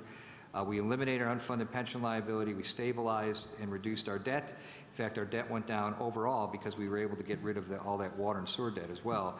Our overall debt went down 30% overall in the city. So we reduced our debt, we eliminated our unfunded pension liability, and we stabilized our tax rate for years. In fact, because of that, and because of some of the other things we were able to accomplish, Allentown has not raised property taxes in 10 years. So it has been a positive transaction for us, but it took time. It was something that took us almost a year and a half to 2 years to actually implement, really working hand in hand with our consultants and city council to craft this, to come to something that we were all in agreement on, that we all had the political will to actually execute at the end, which I want to point out is critical. No one's going to, you're not going to get the serious bidders that you need and that you want on this transaction unless they see that you, as council as well, have the political will at the end of the day to execute this transaction. Nobody, especially in the case of PGW, is going to spend hundreds of millions. In your case, it was tens of millions for us, but hundreds of millions for you, to do the due diligence that's going to be needed to really give you a solid bid, unless they know that you have the political wherewithal and the political will at the end of the day to execute on that agreement. So I think what you're doing in trying to figure out how you craft that early on is a good move. I think you all need to come to a resolution with whoever the next mayor may be and the next administration and figure out how you take this asset, monetize it, utilize it for the best benefit of your the workforce that's there and the residents that you serve, and solve this problem, because it's only going to get bigger, as you know, the pension problem. It's only going to continue to eat up more and more of your resources, and it's going to allow you to do a lot less for the citizens in the community unless you solve this problem. I think you got a huge opportunity. You got a tremendous asset. I think if you structure it the right way, you can also be the second successful P3. We will always be the first, the second successful P3 in the state of Pennsylvania. I'll take any questions. Thank you so much for taking your time to come down and share that story. It's been all over the place in terms of the discussion, and we applaud you for your leadership in Allentown and also the support and leadership of your council to come to a resolution that ended up benefiting your community, and it does take time. It's not a fly-by-night kind of discussion, so I applaud you for your success. Well, and I understand all your concerns. I mean, you're concerned about the workforce that works there, and you're concerned about the residents who are paying the bills, and you're concerned about, how this is going to affect the community, and you don't want to just give up an asset that may have, be producing dollars in the future. Those are all legitimate concerns. The question is, how do you get those concerns addressed and put them into a document that will reflect all of your concerns and all the diverse concerns that you all have on City Council, and get an outcome that will benefit the city. I think the way to do that is by doing that lease first. Structuring the lease and even voting on the lease before you even put it out for bid, so that everybody's on the same page. There's no surprise, and from my experience, the bidders appreciated that. They may not have said, they didn't say that in the beginning of the process. At the end of the process, they did, because they knew what to expect. It wasn't a surprise. We weren't, playing games at the end after they already put in bids, trying to rework, something that then worked out, into addressing the needs and the concerns that different constituencies had. We tried to address as many of those up front before we even got to the process where they were bidding. My sense is they appreciated that process immensely. And we got better bids. We got higher amounts, unprecedented amounts for the asset that we had. Thank you very much. Chair recognizes Councilman Heenan. Thank you, Madam Chair. Mayor, I appreciate you trekking down here to the city of Philadelphia, as you are no stranger to this city and region. Quite impressive. You know, I'm sitting here, you're not reading testimony or anything like that. I mean, you're sharing your experience and the results of something creative and new. You know, a few simple questions. How did first you recognized that there was a severe problem with the unfunded pension liability that you had within Allentown, and now as a result of your efforts, I mean, with a whole lot of partners, all right, 95% of we were saying the pension bills are The unfunded pension, right path. the MMO has reduced by about 95%. You reduced the MMO by 95%. That's significant, and I'm sure the dollars that have been freed up in the general fund as a result of that for economic development, maybe in creating Listen, jobs. everything from police services to it's allowing us to actually borrow. Let's say, for the first time in a long time, we've been able to borrow. We reduced our debt by 30%, but we're also borrowing to fix long-term infrastructure needs and equipment needs that we really have not had the dollars in the past to address.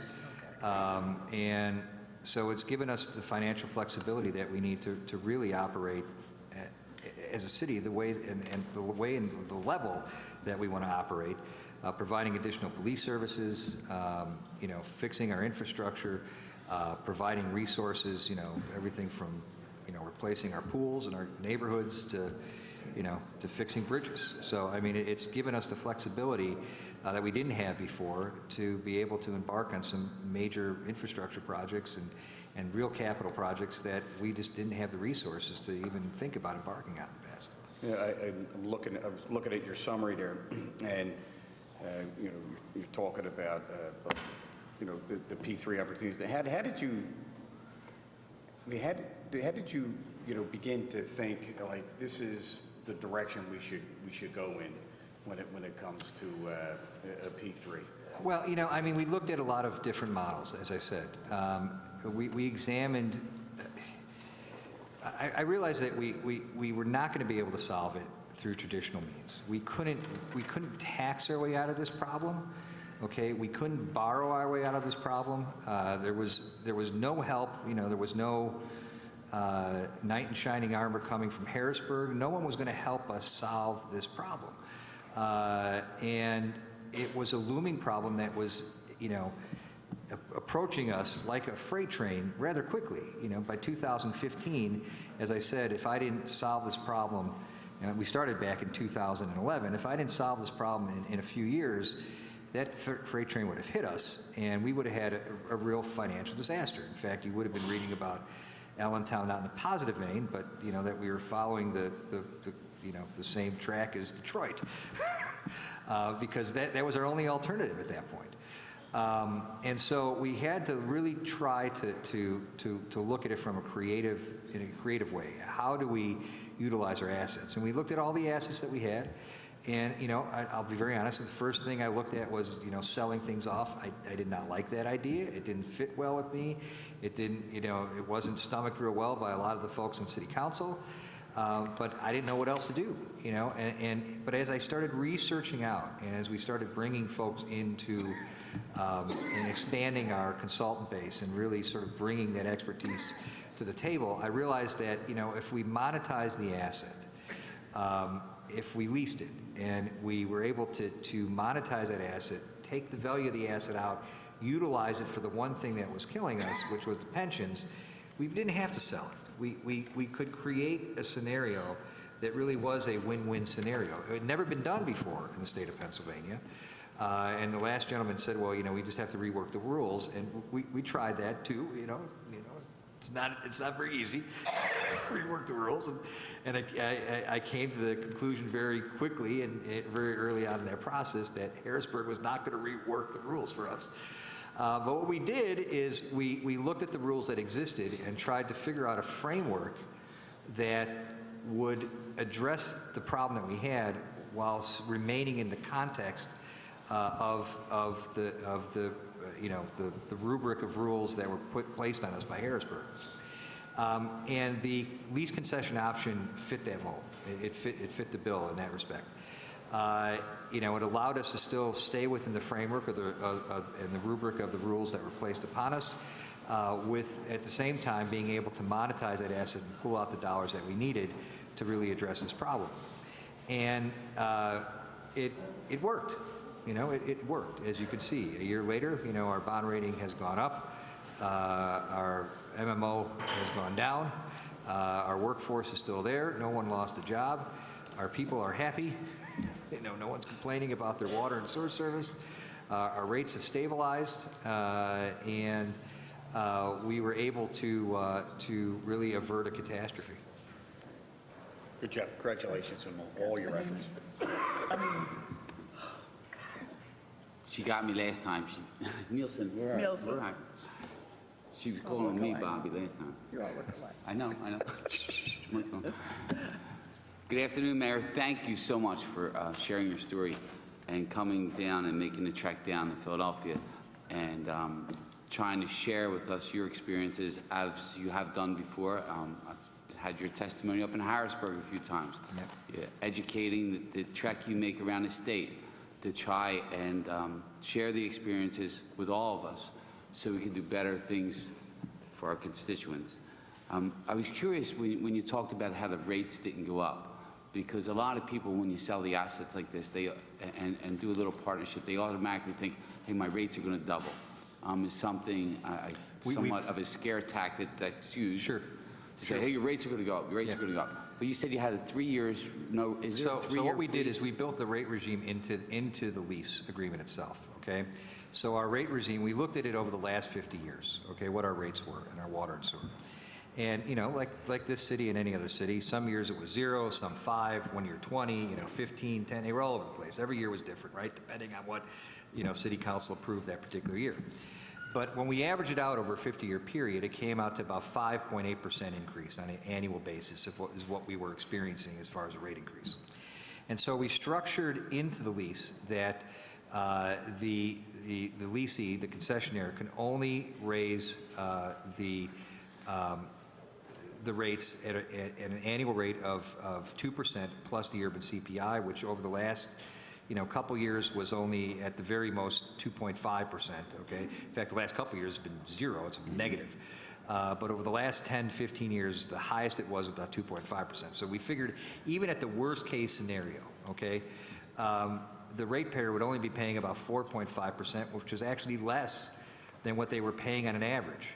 So we structured the rates into the lease itself. We also have, for any major construction projects over a certain dollar amount, they have to come back to the city and city council for approval. They can't just go out and spend money because obviously it would be tied, any additional cost for any significant infrastructure improvement would obviously affect that cost. We would have to approve that. The city would have to approve that first. And so we built that rate regime into the lease agreement itself. In fact, we even built in, so going out of that 2%, it actually drops to 1.5%, and then 0.5% goes into a sinking fund that then accumulates over the course of the later years, because obviously there's going to be capital costs as you go further out in time, right? And that money actually then pays for those capital costs as the system ages and gets older. And then any money left at the end of the day would revert back to the city at the end of the lease. And the contract itself says they have to give us the asset back in as good a shape or better than what we gave it to them. So, we spent a long time quantifying the asset that we were then giving to the leasee. So we get it back. Now, 50 years I'll be really old or dead. But, my kids can, if they're involved in city government, They won't have to can drink do it all brown over water. again, They Water could still will release be the whole clear. thing again if they wanted to. But it gave us a way to then structure the rates so that we had control of the rate structure. Now, it was a structure that still allowed the concessionaire to make a profit. It just wasn't a profit that was, on the backs of the ratepayers. I'm sure, like your city, like ours, we have some programs for those in need.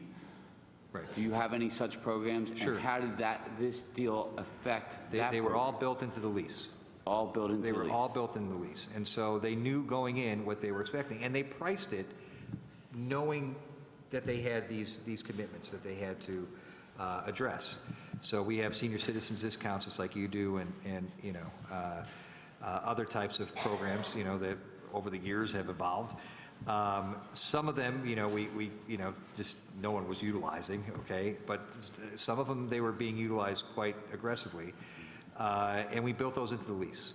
But doing the lease first, okay, and structuring it the way we structured, and again, I'm talking about water and sewer, but this could be done for gas, it could be done for parking, it could be done for whatever asset the city wants to lease out. The bidder knew what they were bidding on going into this, okay? So when they priced it, when they were able to do their own pro formas, they knew that they had some set-asides, some special programs, some discounts that the city had in place, and it wasn't a surprise. It wasn't like we came to the table and said, oh, by the way, you know, we want the senior citizen discount too. And they would then sit back and say, well, okay, well, then we're going to have to lower our price. No, they knew exactly what was in it from the get-go. All that was outlined in the lease. Now, you can imagine the lease document is a pretty lengthy document. Oh, no doubt, yes. It took us a year to basically make that document. But by doing it that way, it took any surprises out from, you know, from the potential bidders.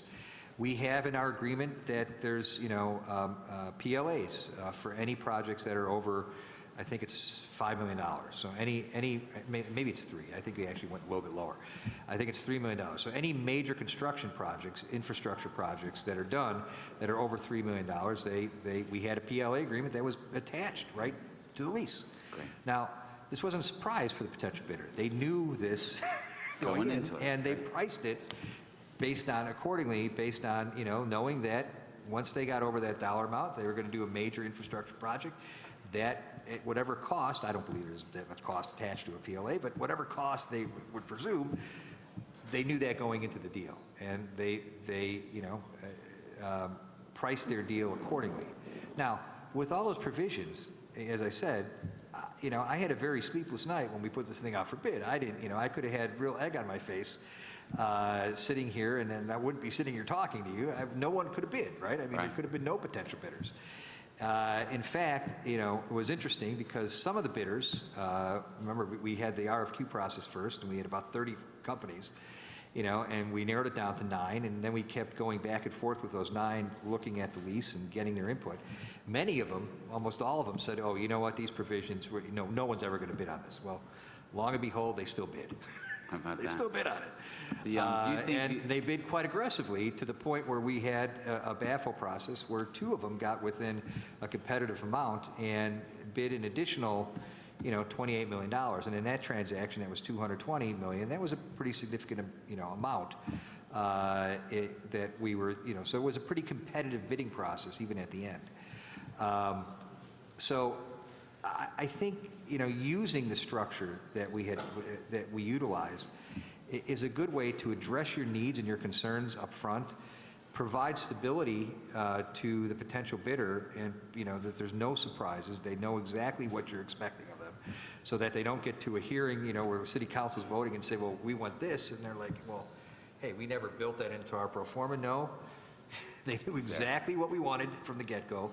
Everybody had agreed on that, and they also knew that at the end of the day, we were going to execute that agreement if they came in with a decent price and they followed the parameters that we outlined in that lease. So it took 8 months for you, the mayor, and city council to come up with a proposal that was put in front of city council. Yep. Wasn't something just introduce it today, vote tomorrow.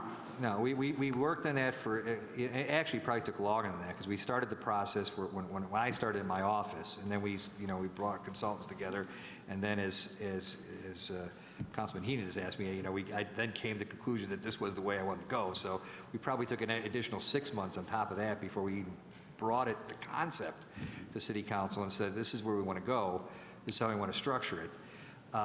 We then, you know, we brought everybody in. Even the controller was at the table with us. Everybody was there. You know, you know, everybody had to be on board. We wanted to make sure that, you know, that everybody's needs for their constituents were addressed, because the last thing we want to do is bring something to the table and then say, well, hey, you know what? You never thought about this. This is a huge need for my constituents, and I don't want to go through with this because, it doesn't really address this aspect. I didn't want that to happen. I saw it over and over again as I researched out and looked at other municipalities, that at the end of the day, that was the biggest Achilles heel that they had, that there just wasn't that political buy-in, and the only way we were going to get that political buy-in is if everybody was really involved. Now, not every council person was involved, okay? There were some that were involved more than others. There were, out of my 7, there were 2 that were actively involved. And the controller was there pretty much, the whole time. But they had the ability to be involved as much or as little as they wanted, and we shared with them every aspect along the way. So every month or so, we would then meet with as many council folks as wanted to meet, and we would update them and say, okay, here we're at. This is what we've done so far. This is, this is where we're at. And by the way, if you have any other questions, also talk to your colleagues because they've also been involved in the more detailed process, the folks who had the time to give How about public process. input, Mr. Mayor? Did you have public hearings on all this to explain it to the public? What we did, we voted on it twice, okay?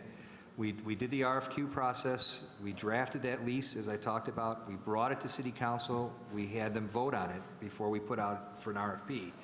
But before we put it out, have them vote on it for an RFP, we also then took it to the public. So I had literally probably 30 or 40 public meetings. Wow. I mean, listen, we had public meetings everywhere, from community groups to Rotary clubs to Boy Scouts. I mean, anybody that wanted a public meeting, we had a public meeting for them, okay? Of course, I like PowerPoint, as you can see, so I took our show on the road. We had all our consultants with us. We had multiple venues where they could give us input. We heavily promoted it on social media, and I personally answered every question that people posed to me. Sometimes I felt like I was answering the same question 50,000 times. I probably was answering the same question 50,000 times. But, we tried to address everybody's concerns. Now, at the end of the day, there was still a group of folks that just, they didn't want to see anything done. But they also didn't have any solutions, okay? I continually asked them at the end of the process, that last vote, that second vote, okay, you don't like it, then what is your plan? Tell me, you got a better idea. Please put it forth, because this is the best concept that we have been able collectively to come up with. But because we addressed so many of the issues that folks had, the issue of, for us, because it's water and sewer, people get very passionate about their water, right? So water quality was a big issue for us. Because we simultaneously, with the lease, put together this operations manual on how they had to operate the facility, some of those issues went away. Because we incorporated the collective bargaining agreement into the lease itself, and they were going to basically assume the entire workforce at their current salaries and benefits, that issue went away, right? So, I mean, we tried to basically look and systematically take those issues that everybody had one by one and try to figure out ways to address them. I think there was only a couple issues that we just couldn't solve. We couldn't make everybody happy. But I would say that probably 95% of the issues that folks had, whether they were on council, in the general public, or the workforce, we were able to address those issues. So that process, not only did we do a public process, I did several meetings with our workforce where this allowed them to ask questions, because obviously they were anxious, right? They didn't know what was going to happen. They had no clue what was going to happen to their jobs. They didn't know how it was going to affect their families. They needed to be clear that they weren't going to lose the benefits that they had accumulated over the years, and we wanted to make sure that they didn't. We didn't want, my goal wasn't to negatively affect anybody's life, okay? My goal was to solve a problem and move the city forward. So over the course of crafting that, we tried to address all those, and then we sold it. I was out there selling it, and some of the council folks were out there selling it as well. And then of course we had a very long, I think that council meeting for the last vote lasted, 10 hours or so. where we just allowed anybody who wanted to talk, they got up, they gave their 3 minutes, and they were, the line was a mile long, line was a mile long, but we listened to everybody, and we then tried to answer their questions, okay? And all I can say is it took us a long time to get through that process, but it worked. It worked. No one can say that they were not heard. Right. Well, again, thank you. They may say it, but they were heard in the process. I also just want to say, I head up because we had a major gas explosion in Allentown a few years back, killed 6 folks. I actually chair a National Council on Pipeline Safety. And we are going to have a conference here in Philadelphia in May at the Constitution Center, the first national conference on pipeline safety. So I've been involved with the gas industry as well, only because of necessity, because of the amount of cast iron pipe that's under my city. Unlike you, we don't own the utility. It's a privately owned utility. But it has been a real issue for us, and I know it's an issue for you as well here in Philadelphia. So I invite you all to come out to that conference. It's going to be the 14th and 15th of May here at the Constitution Center. Thank you, Mr. Mayor, and thanks again for coming down and sharing your story with us today. My pleasure. Thank you so much, Mr. Mayor. We appreciate your coming and sharing with us, and thank you for the PowerPoint. I did leave you some articles just on the process, and that's in those packets. Oh, yeah. We have them. Okay. Thank you very much.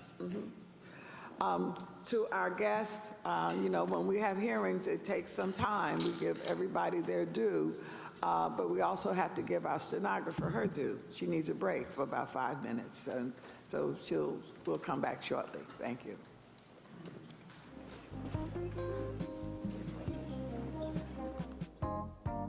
Everybody can